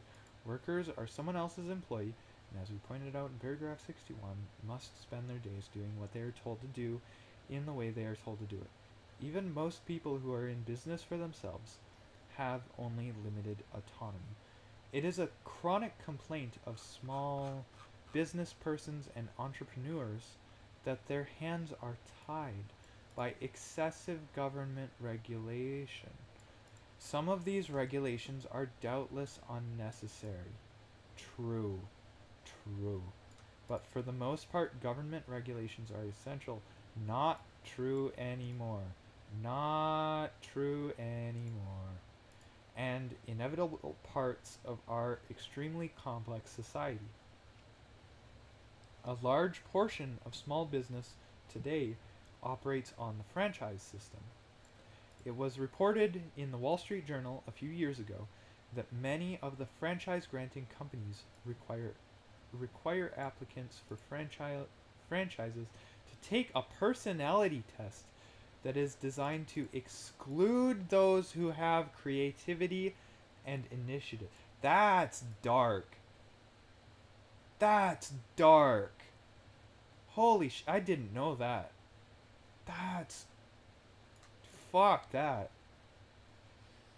Oh, I didn't know that. Because such persons are not sufficiently docile to go along obediently with the franchise system. This excludes from small business many of the people who most need autonomy. True. True. 100% true. Today, people live more by virtue of what the system does for them or to them by than by what than by virtue of what they do for themselves. True. And what they do for themselves is done more and more along the channels laid down by the system. Opportunities tend to be those that the system provides. The opportunities must be exploited in accord with those rules and regulations. Footnote 5. Conservative effort to decrease the amount of government regulation are of little benefit to the average man. For one thing, only a fraction of the regulations can be eliminated because most of the regulations are necessary. Not true. Not true. It's just not true. For another thing, most of the deregulation affects business rather than the average individual, so that its main effect to take power from the government and give it to private corporations. What this means for the average man is that government interference in his life is replaced by interference from big corporations. Like big Silicon Valley corporations, perhaps? Maybe? Which may be permitted, for example, to dump more chemicals to get into his water supply and give him cancer. Yeah. Yeah, or, spill a train full of, what was it? Vinyl chloride? Yeah. Some things never change, do they? The conservatives are just taking the average man for a sucker, exploiting his resentment of big government to promote the power of big business. True. And I know there's gonna be people who don't want don't want to hear that. Don't want to hear that, but it's fucking true. It's true. Let me catch up with chat. That's actually kind of fucked. Yeah. What do you think of job interviews? True, to an extent, but this is franchisees. That a franchisee isn't exactly a job. It's more like a business obtaining a license for a particular brand.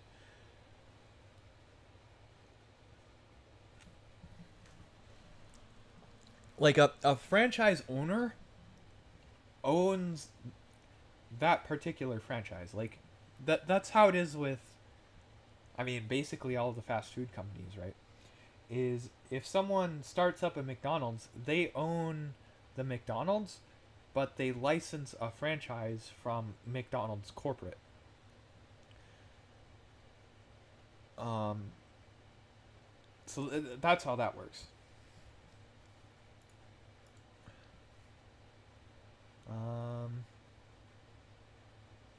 Yeah. So opportunities tend to be those that the system provides. The opportunities must be exploited in accordance with the rules and regulations, and techniques prescribed by experts must be followed. if there is to be a chance of success. Listen to the science, you bigot. Don't don't critique it. Don't look into the methodology. Just do what you're told. Just do what you're told and listen to the experts. Yeah.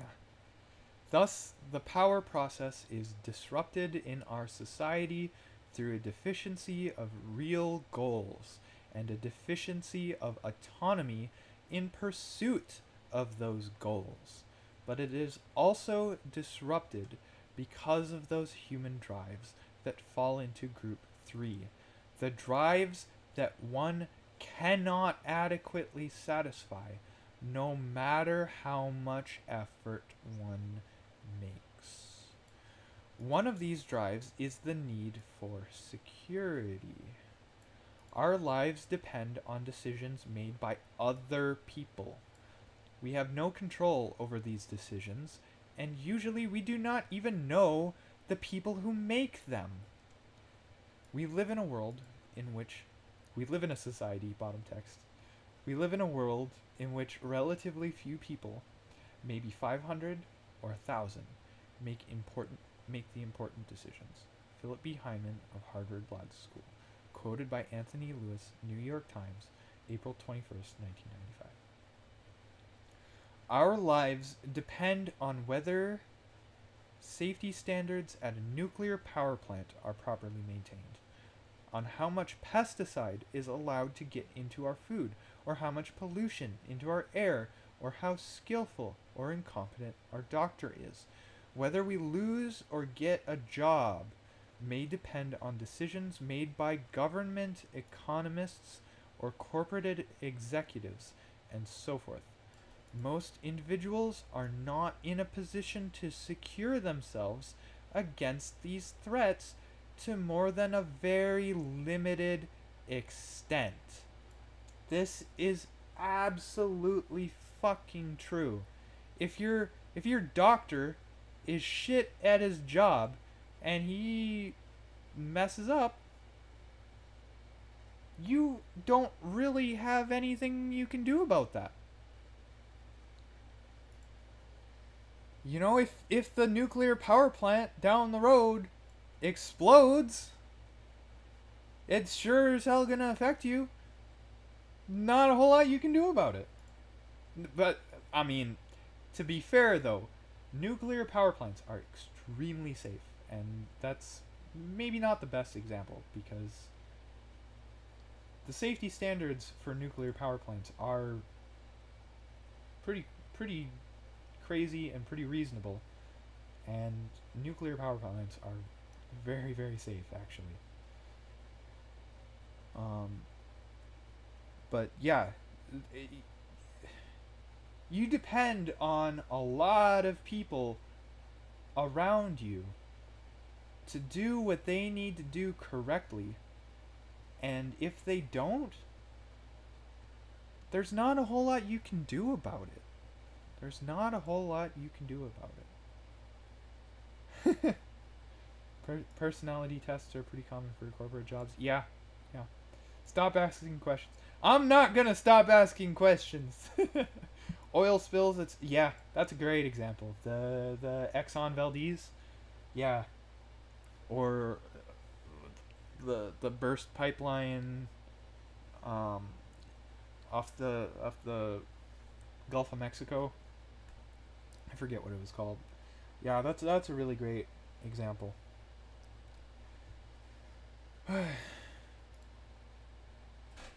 Yeah, so most individuals are not in a position to secure themselves against these threats to more than a very limited extent. The individual's search for security is therefore frustrated, which leads to a sense of powerlessness.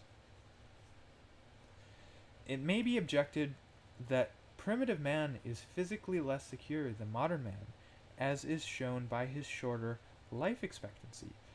Hence, modern man suffers from less, not more, than the amount of insecurity that is normal for human beings.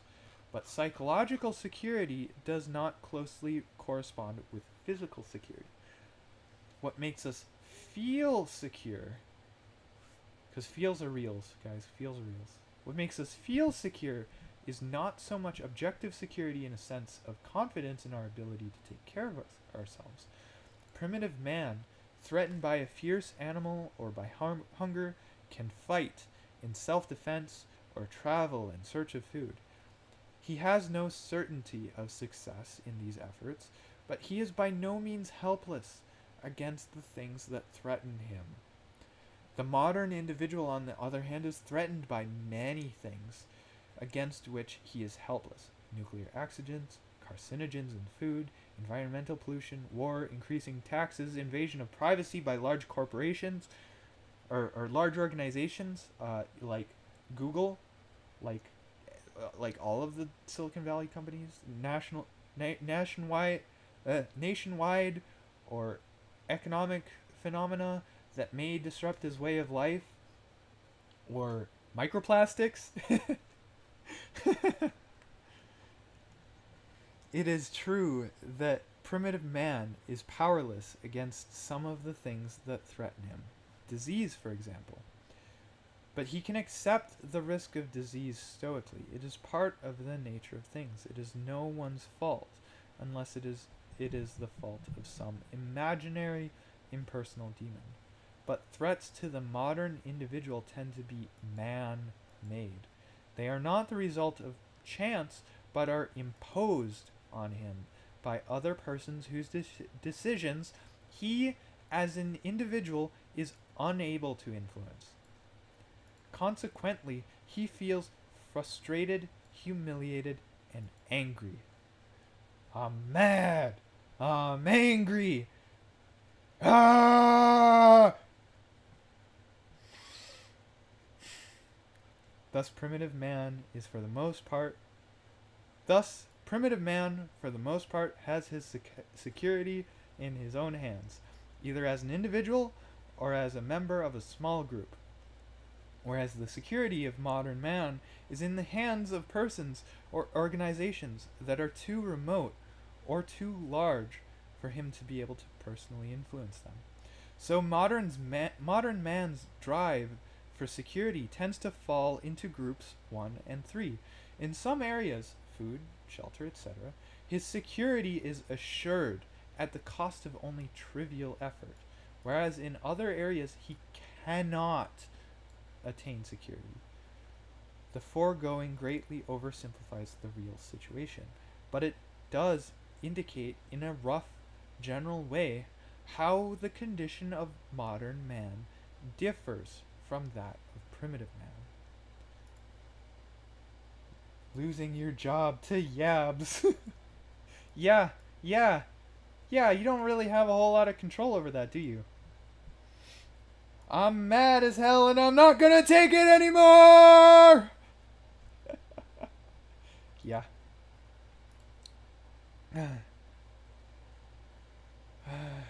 People have many transitory desires or impulses that are necessarily frustrated in modern life, hence fall into group 3. One may become angry, but modern society cannot permit fighting. In many situations, it does not even permit verbal aggression. Getting banned from the Discord server. Getting banned. Getting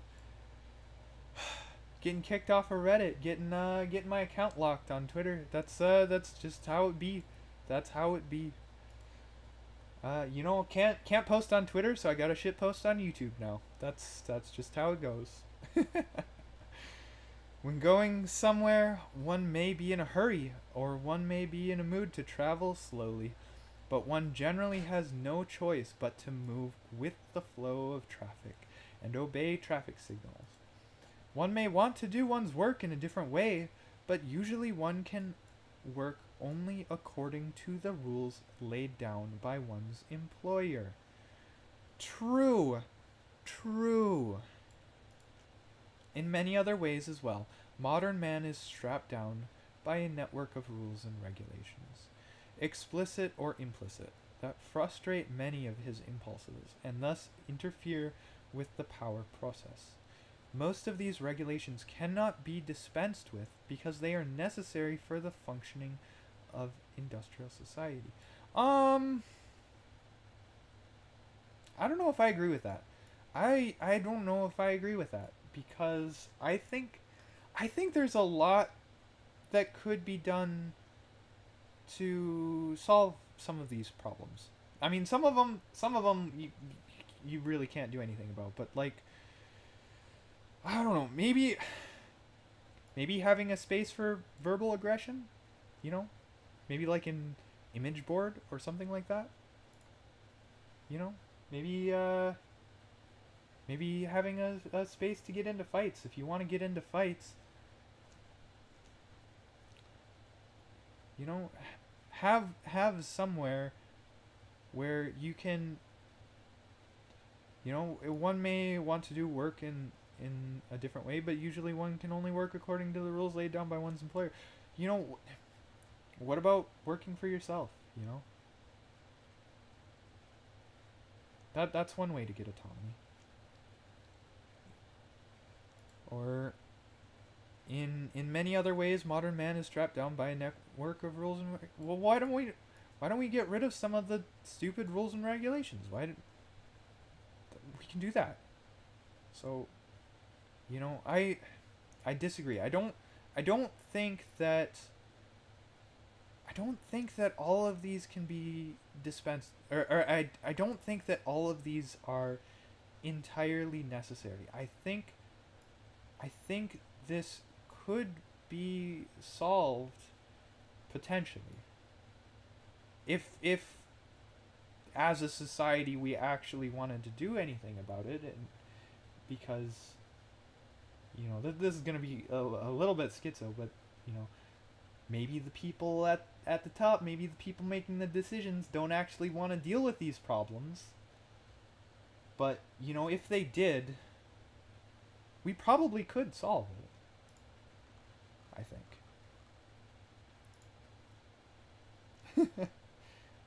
Oh, you called someone stupid?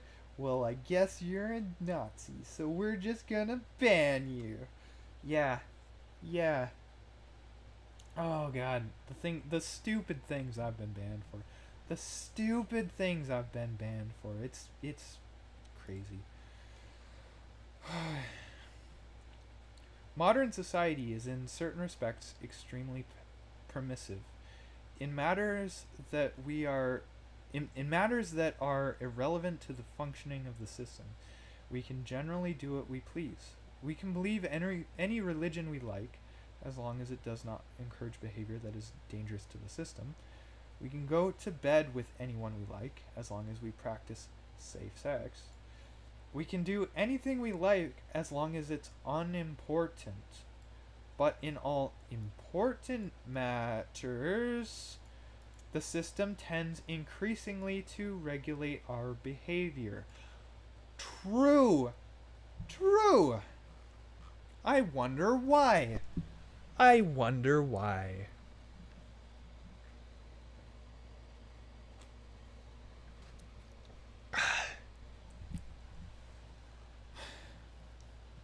Behavior is regulated not only through explicit rules and not only by the government. Control is often exercised through indirect coercion, or through psychological pressure or manipulation, and by organizations other than the government, or by the system as a whole. Most large organizations use some form of propaganda. 6. While someone approves of the purpose for which propaganda is being used for in a given case, he generally calls it education or applies to it some similar euphemism. But propaganda is propaganda regardless of the purpose for which it is used. True. Most large organizations use some form of propaganda to manipulate public attitudes or behavior. Yeah, that's PR. This is what PR is. That's PR. Yeah. Propaganda is not limited to commercials and advertisements, and sometimes it is not even consciously intended as propaganda by the people who make it. For instance, the content of entertainment programming is a powerful form of propaganda. An example of indirect coercion. There is no law that says we have to go to work every day and follow our employer's orders. Legally, there is nothing to prevent us from going to live in the wild like primitive people or from going into business for ourselves. Exactly. Exactly. But in practice, there is very little wild country left, and there is room in the economy for only a limited number of small business owners. Hence, most of us can survive only as someone else's employee.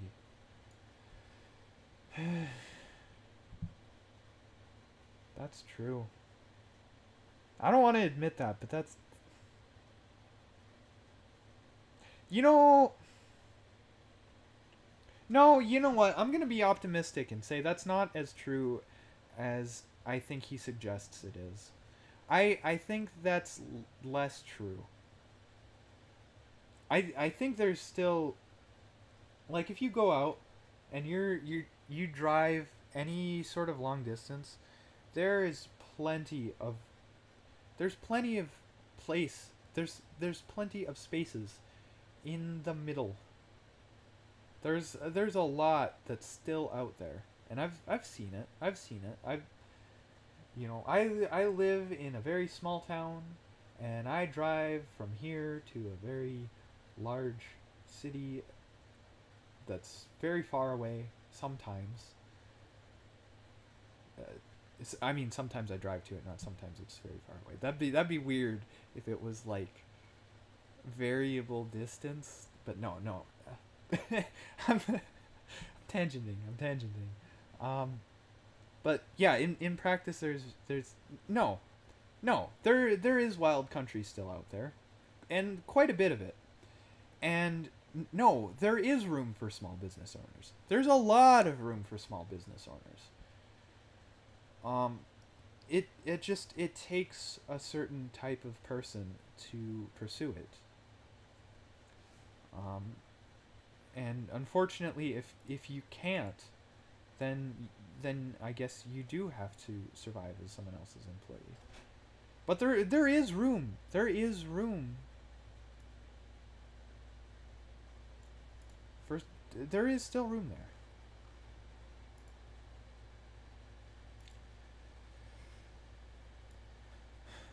We suggest that modern man's obsession with longevity and with maintaining physical vigor and sexual attractiveness is physical vigor and sexual attractiveness to an advanced age is a symptom of unfulfillment resulting from deprivation with respect to the power process. The midlife crisis is also a symptom. So is the lack of interest in having children that is fairly common in modern society, but almost unheard of in primitive societies. Yeah, Shinzo Abe, based. Let me get another drink.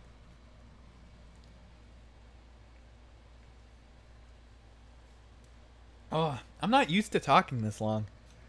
I'm not used to talking. I'm only on page 25 out of like 70. In primitive societies, life is a succession of stages. The needs and purposes of one stage having been fulfilled, there is no particular reluctance about passing on to the next stage. A young man goes through the power process by becoming a hunter, hunting not for sport or for fulfillment, but to get meat that is necessary for food. In young women, the power process is more complex, with greater emphasis on social power. We won't discuss that here. Yeah, women are complicated. This phase having been successfully passed through, the young man has no reluctance about settling down to the responsibilities of raising a family. In contrast, some modern people indefinitely postpone having children because they are too busy seeking some kind of fulfillment. We suggest that the fulfillment they need is adequate experience of the power process, with real goals instead of the artificial goals of surrogate activities. Again, having successfully raised his children, going through the power process by providing them with the physical necessities, the primitive man feels that his work is done and he is prepared to accept old age, if he survives that long, and death. Many modern people, on the other hand, are disturbed by the prospect of physical deterioration and death, as is shown by the amount of effort they expend trying to maintain their physical condition, appearance, and health. We argue that this is due to unfulfillment resulting from the fact that they have never put their physical powers to any practical use, have never gone through the power process using their bodies in a serious way. It is not the primitive man who has used his body daily for practical purposes who fears the deterioration of age, but the modern man. Gotta get strong, guys. You gotta get strong. But the modern man who has never had a practical use for his body beyond walking from his car to his house. It is the man whose need for the power process has been satisfied during his It is the man whose need for the power process has been satisfied during his life who is best prepared to accept the end of that life. Yeah, if you've gone through it and you're fulfilled, then you're at the end of your life and you're like, damn, I lived a good life. Hell yeah. Yeah, that's true. That's true. In response to the arguments of this section, someone will say, society must find a way to give people the opportunity to go through the power process. I would say it's more on I'd say the onus is more on the individual to find that opportunity. Like it's not on society to give you the opportunity. The opportunity is still there. It's just a lot harder to find, and it's still your responsibility to go out and find it, is what I would say. This won't work for those who need autonomy in the power process. For such people, the value of opportunity is destroyed by the very fact that society gives it to them. True. What they need is to find or make their own That's literally what I just fucking said. Jesus Christ. That's literally what I just fucking said. As long as the system gives them their opportunities, it still has them on a leash. True. To attain autonomy, they must get off that leash. Let's see what chat has to say. In the name of the Emperor, I command you to procreate. Yeah, hell yeah, based. There's more opportunities. When rent isn't due. That's true, and it's unfortunate. And it's true, and it's unfortunate. And it's true, and it's unfortunate. Yeah. All right. Moving on. How some people adjust. Not everyone in the industrial technological society suffers from psychological problems. Some people even profess to be quite satisfied with society as it is. We now discuss some of the reasons why people differ so greatly in their response to modern society. First, there are doubtless First, there doubtless are innate differences in the strength of the desire for power.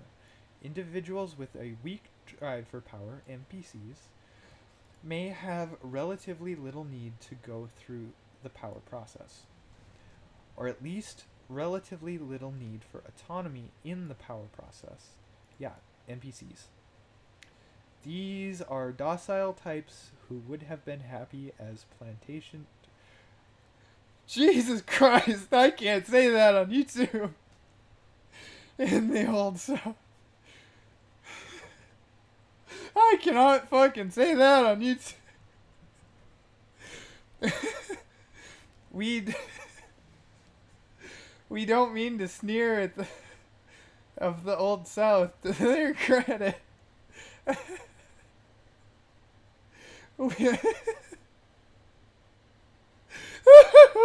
I can't fucking say that on YouTube, man.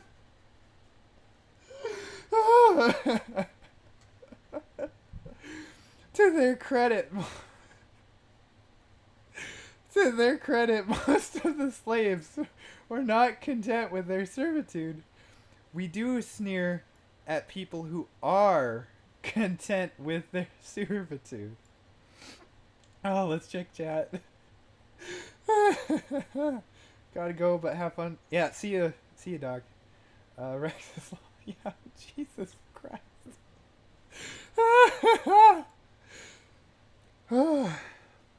Some people may have some exceptional drive, in pursuing which they satisfy their need for the power process. For example, those who have an unusually strong drive for social status may spend their lives climbing the status ladder without ever getting bored with that game. People vary in their susceptibility to advertising and marketing techniques. Some people are so susceptible that even if they make a great deal of money, they cannot satisfy their constant craving for the new shiny toys that the marketing industry dangles before their eyes. Oh my god.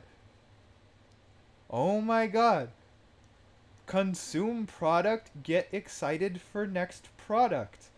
It's make soy face. Hold up switch. Oh, he fucking called it. He called it.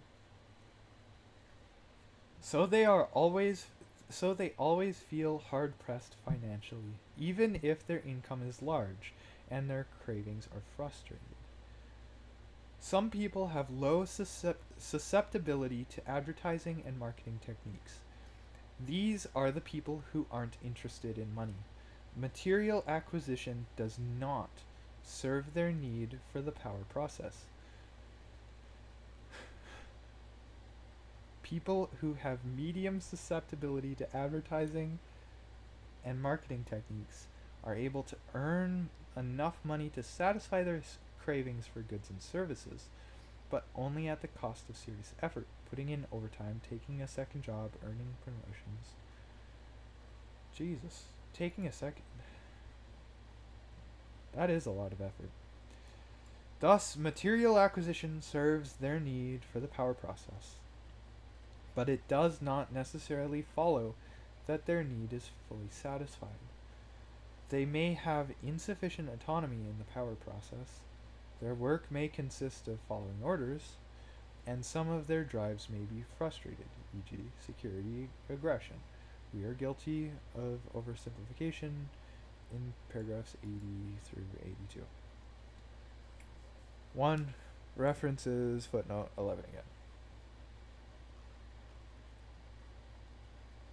Some people partly satisfy their need for power by identifying themselves with a powerful organization or mass movement. An individual lacking goals or power joins a movement or an organization, adopts its goals as his own, then works towards these goals. When some of the goals are attained, the individual, even though his personal efforts have played only an insignificant part in the attainment of the goals, feels through his identification with the movement or organization as if he had gone through the power process. This phenomenon was exploited by the fascist Nazis and communists. Our society uses it too, though less crudely. For example, Manuel Noriega, I don't know who that is, was an immigrant, was an irritant to the US. Goal punish Noriega. The US invaded Panama, effort, and punished Noriega. Oh, was he the guy that was running Noriega or like the, I don't know, maybe chat knows. Maybe chat knows. Who is this guy, Noriega? Cuz I'm not familiar. Someone Google it and give me a quick rundown in chat. The US invaded Panama, effort and punishment Noriega, attainment of the goal. The other thing is this,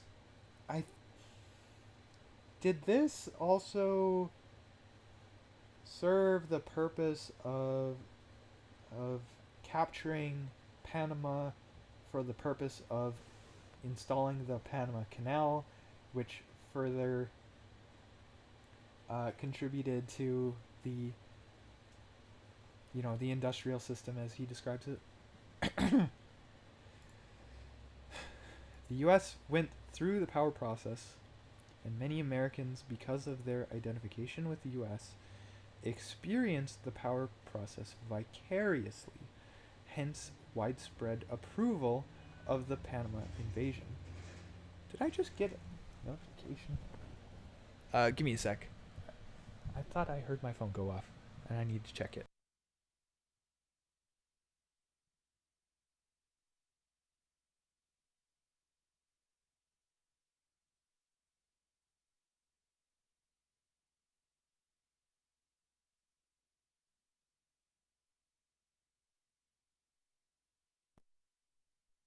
Oh yeah, I got a notification for Lisa streaming. Yeah, if you want to go watch Lisa, go watch Lisa. But I'm gonna keep doing this. Yeah. So the U.S. went through the power process, and many Americans, because of their identification with the U.S., experienced the power process vicariously. Hence, widespread approval of the Panama invasion. It gave people a sense of power. We are not expressing approval or disapproval of the Panama invasion. We only use it to illustrate a point. We see the same phenomenon in armies, corporations, political armies, humanitarian organizations, religious or ideological movements. In particular, leftist movements tend to attract people who are seeking to satisfy their need for power.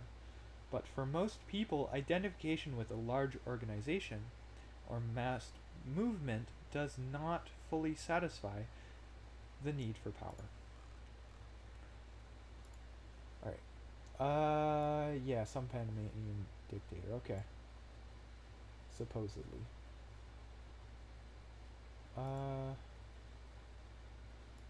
Paying your way is alright, but 2 GFCs is kind of broken. Yeah.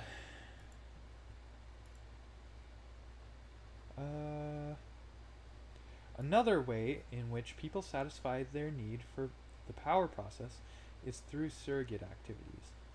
As we explained in paragraphs 38 through 40, a surrogate activity is an activity that is directed toward an artificial goal that the individual pursues for the sake of the fulfillment that he gets from pursuing the goal, not because he needs to attain the goal himself. For instance, there is no practical movement, or there is no practical motive for building enormous muscles, hitting a little white ball into a hole, or acquiring a complete series of postage stamps. Yet many people in our society devote themselves with passion to bodybuilding, golf, or stamp collecting.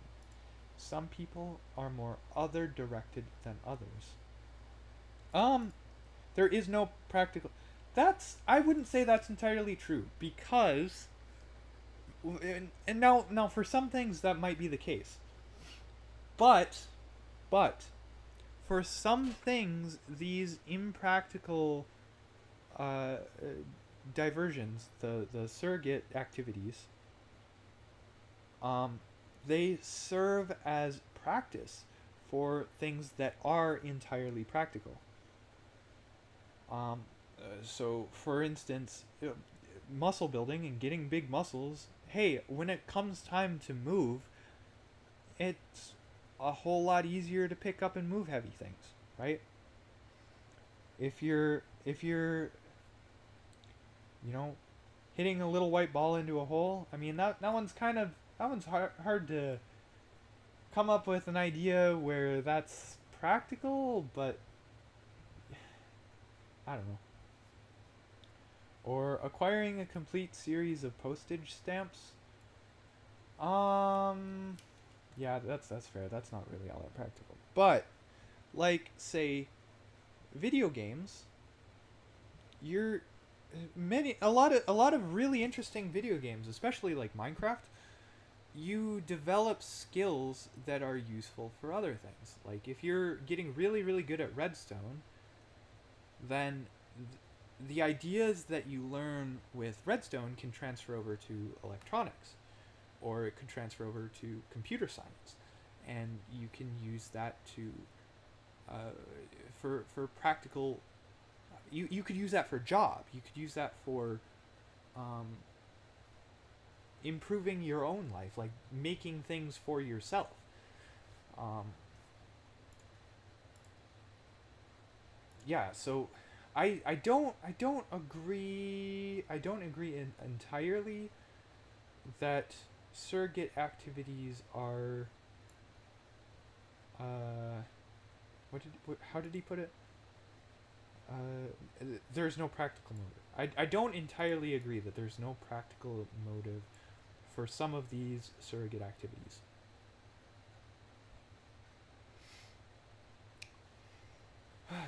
Some people are more other directed than others and therefore will repeatedly attach importance to a surrogate activity simply because the people around them treat it as important or because society tells them it is important. That's true. But those people are NPCs and they don't have a whole lot of autonomy. That is why some people get very serious about essentially trivial activities such as sports, or bridge, or chess, or arcane scholarly pursuits, whereas others who are more clear-sighted never see these things as anything but surrogate activities that they are. I don't know, man. It's I like getting a little bit autistic about certain things like that. So I like my surrogate activities. I like my surrogate activities.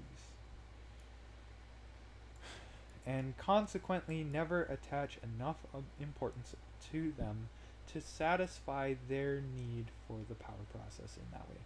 It remains to the point it only remains to that point out that in many cases a person's way of earning a living is also a surrogate activity. Not a pure surrogate activity, since the part of the motive for the activity is to gain physical necessities and, for some people, social status and the luxuries that advertising makes them want. But many people put into their work far more effort than is necessary to earn whatever money and status they require. That's true. That's the whole thing with like the quiet quitting stuff that was happening a while ago. It's like people do put a lot more work in than is strictly necessary, but on the other hand, that does make you a valuable person, and if your employer recognizes that, then they can, you know, you can use that to further your career.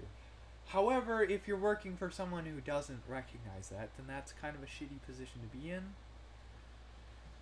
So, it's complicated. It's complicated.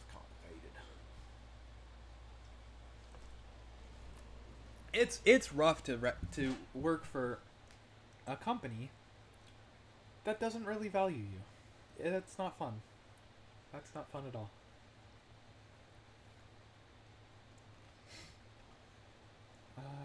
Anything from chat? Being against hobbies is dumb. I agree. Hobbies are pretty great.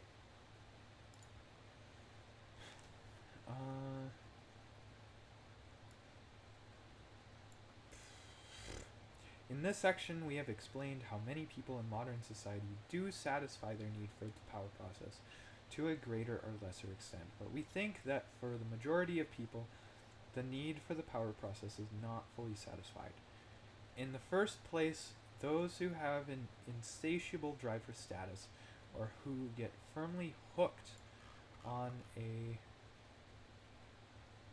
surrogate activity, or who identify strongly with a movement or organization to satisfy their need for power in that way, are exceptional personalities. Others are not fully satisfied with surrogate activities or by identification with an organization. In the second place, too much control is imposed by the system through explicit regulation or through socialization, which results in a deficiency of autonomy and in frustration due to the impossibility of attaining certain goals and the necessity of restraining too many impulses. I want to build a machine gun. I want to build the machine gun. And it's not...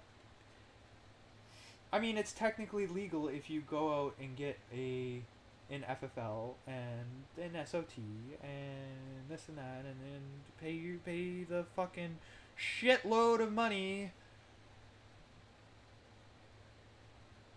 But in all practicality, it's illegal.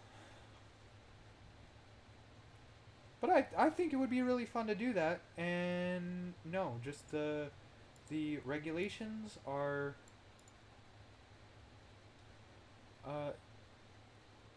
yeah, I have a deficiency of autonomy because I'm not allowed to do that.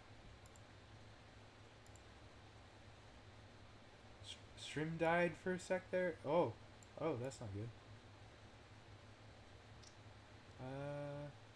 Is it back? It looks like it's back.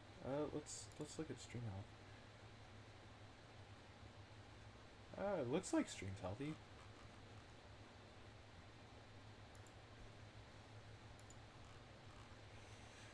I'm gonna keep going.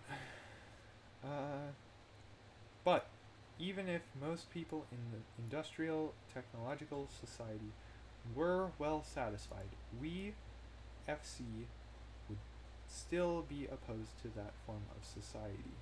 Because, among other reasons, we consider it demeaning to fulfill one's need for the power process through surrogate activities or through identification with an organization, rather than through pursuit of real goals. Okay, here, this,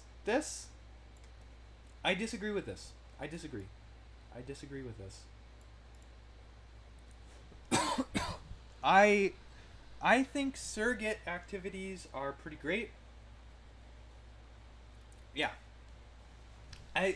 That's the thing. I think surrogate activities are pretty cool. So I disagree with the Unabomber on this point.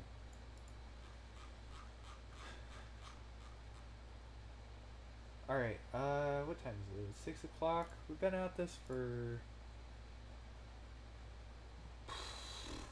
What is that now? 4 hours? Jesus. I'll keep going. The motives of scientists. We're on page 30 out of, 88. I think I'm probably going to split this into a two-parter. I'm probably gonna split this into a two-parter because my throat's getting a little bit rough, and I've got some pops here still.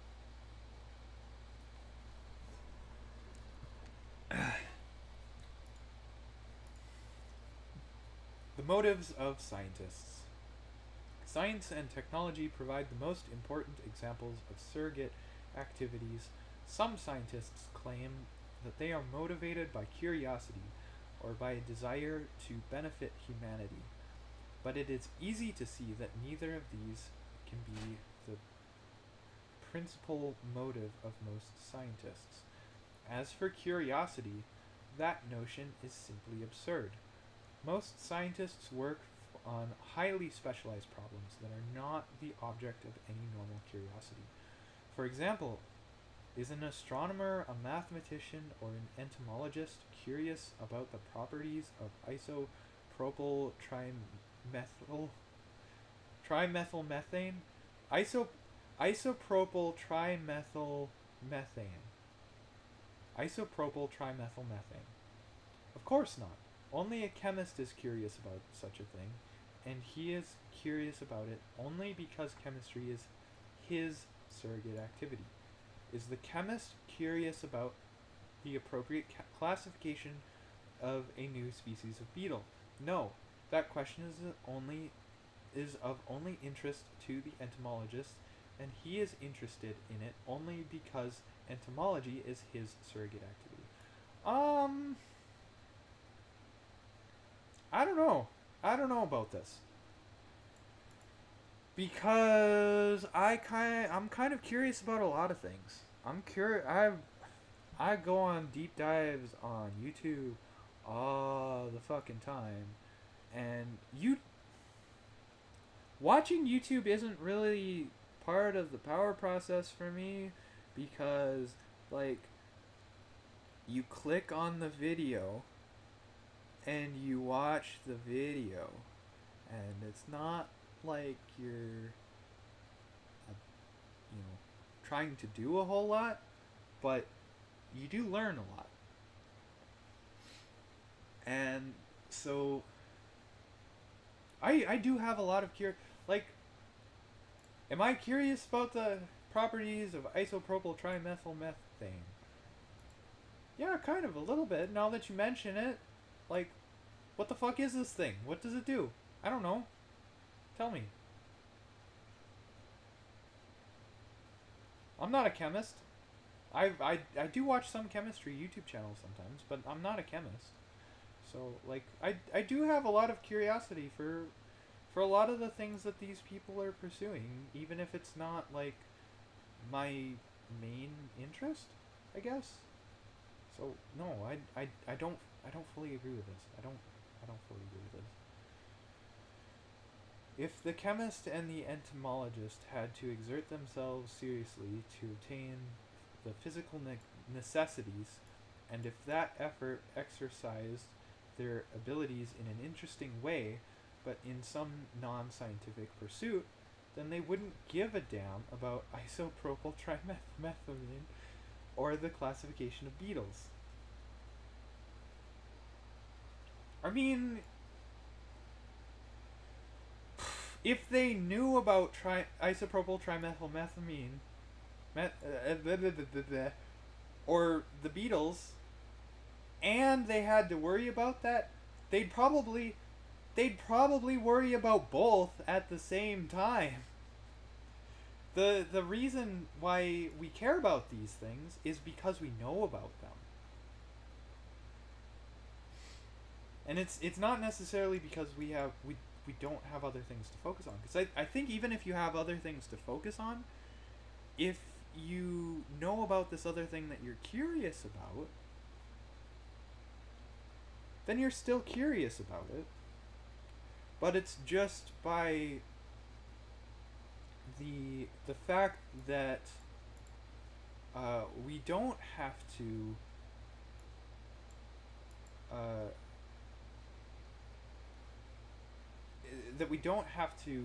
exert ourselves seriously to obtain the physical necessities,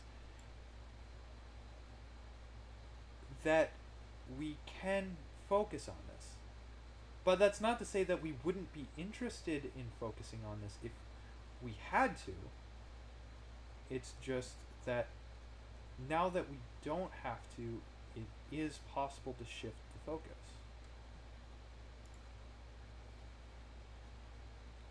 Yeah, that's my take on it. Suppose that lack of funds for postgraduate education had led the chemist to become an insurance broker instead of a chemist.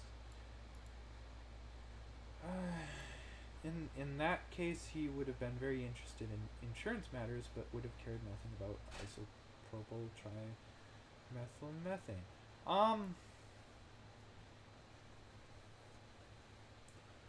I think you've got it backwards here. I think you've got it back here. Because if you're interested in insurance, then you go into insurance. If you're interested in isopropyl trimethylmethane, then you go into chemistry, right? Or interested in enough in it to pursue it as like your main pursuit, as your pursuit of the power process, right? In any case, it is not normal to put into the satisfaction of mere curiosity the same amount of time and effort that scientists put into their work.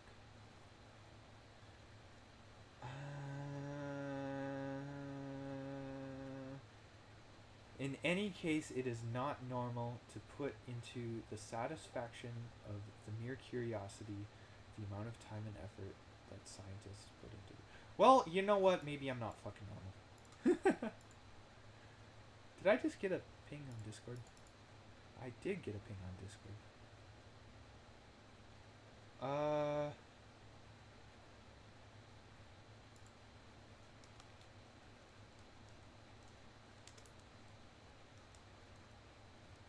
Oh, that was like hours ago.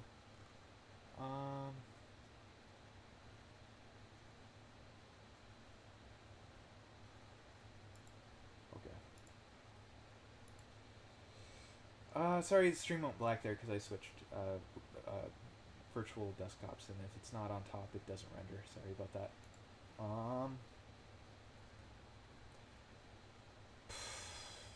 Yeah, so the curiosity explanation for a scientist's motive doesn't.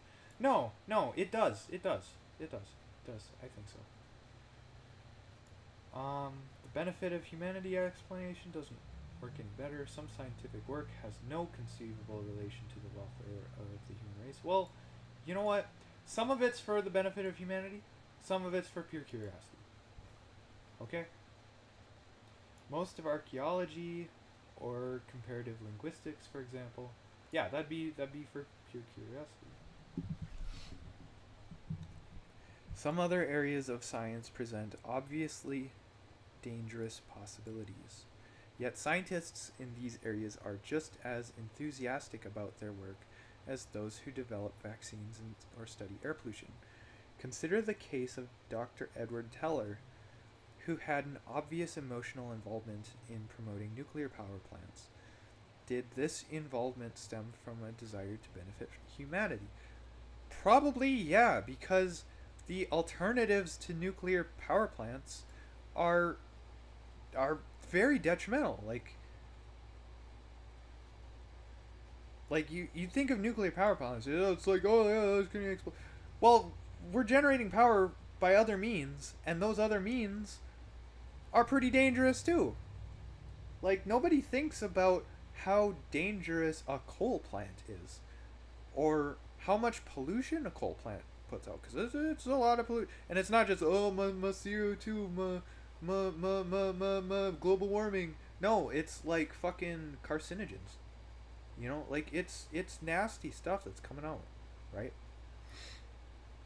So, you know, promoting nuclear power plants, yeah, that does have a benefit to humanity, at least conceivably from his perspective, anyways.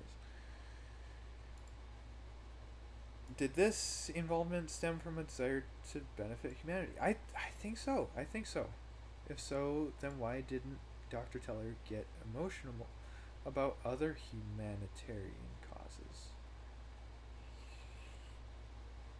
If he was such a humanity, then why did he help to develop the H bomb? Hmm.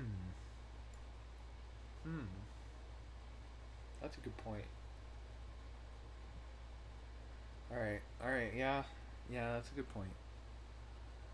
Um, so. Alright, I'm gonna try and rationalize this. Um, get emotional about other humanity.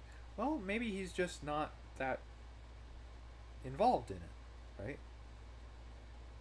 It's easy to see the impact of things that you're closer to, that you're more involved with. And maybe if he was closer to it, then yeah, he would see the other humanitarian causes, and that in a similar way. And as far as helping to develop the H bomb, um, war is pretty terrible, and the H bomb did end the war. It did end World War II much earlier than other with a lot less bloodshed than would have otherwise happened. So yeah, there's that. As with many other scientific achievements, it is very much open to question whether nuclear power plants actually do benefit humanity. Does the cheap electricity outweigh the accumulating waste and the risk of accidents? Dr. Teller saw only one side of the equation. Clearly, his emotional involvement with nuclear power arose not from the desire to benefit humanity, but from the personal fulfillment he got from his work and from seeing it put to practical use. This is kind of true. This is kind of true, but um does the cheap electricity outweigh the risk and accumulating waste and risk of accidents? I would argue that replacing other power plants with nuclear power plants would reduce the waste and risk of accidents of alternative power plants.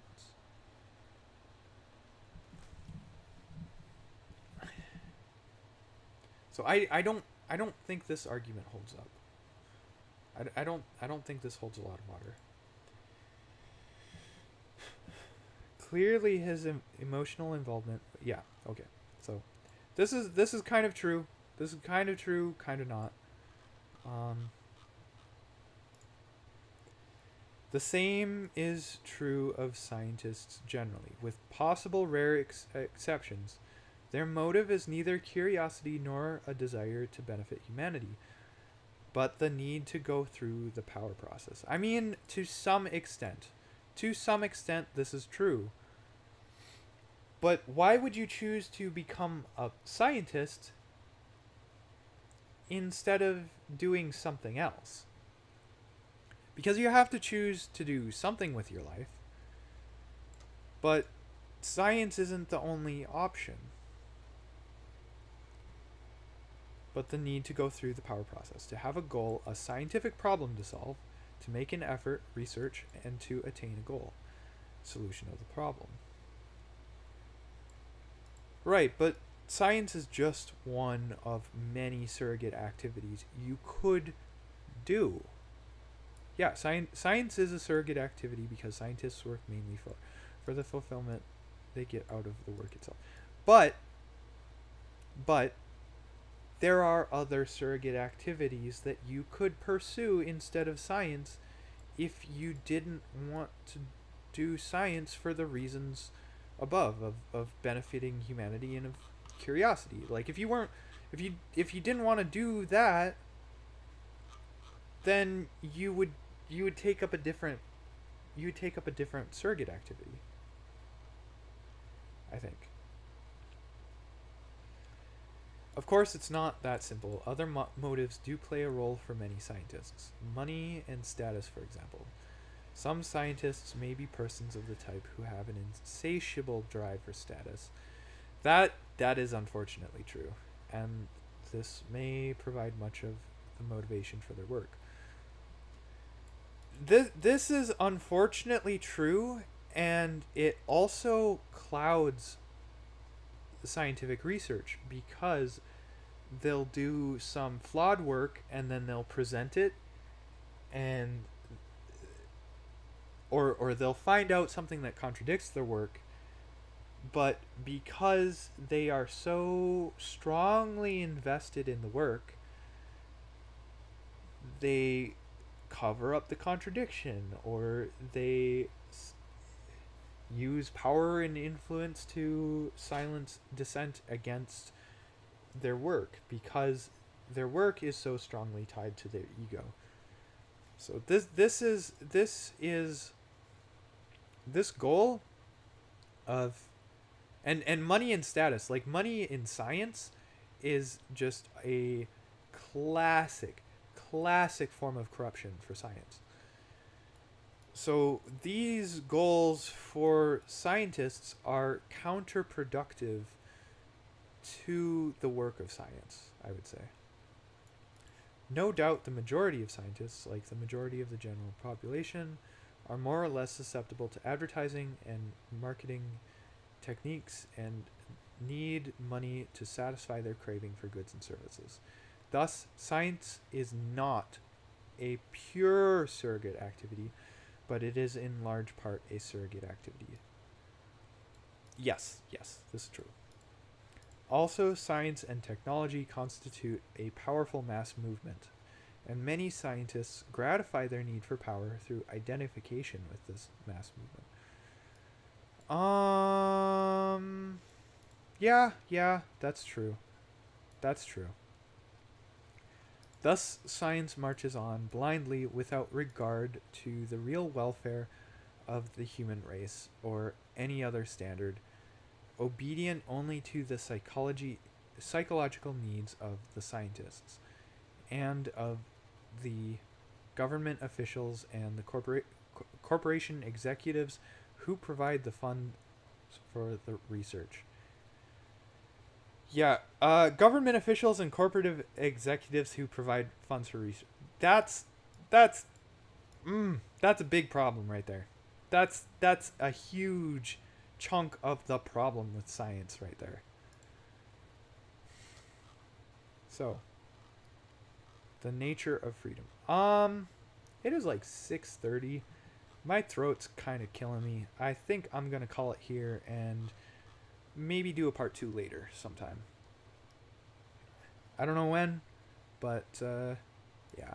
I'm gonna do parasocial name reading. If you're in here, type in chat maybe. Yeah, science bad. Stream back. Bro, expect someone to do everything. Yeah. Yeah, he kind of does, doesn't he? Yeah, science bad pipe. No, do not pipe bomb the science people. Please do not do that. Rest well, my man. Please give me some smooches. Alright. I'm gonna open up the participants list. Support. Rexus. I saw Dog was in here earlier. And oh my god, my chat just went away completely.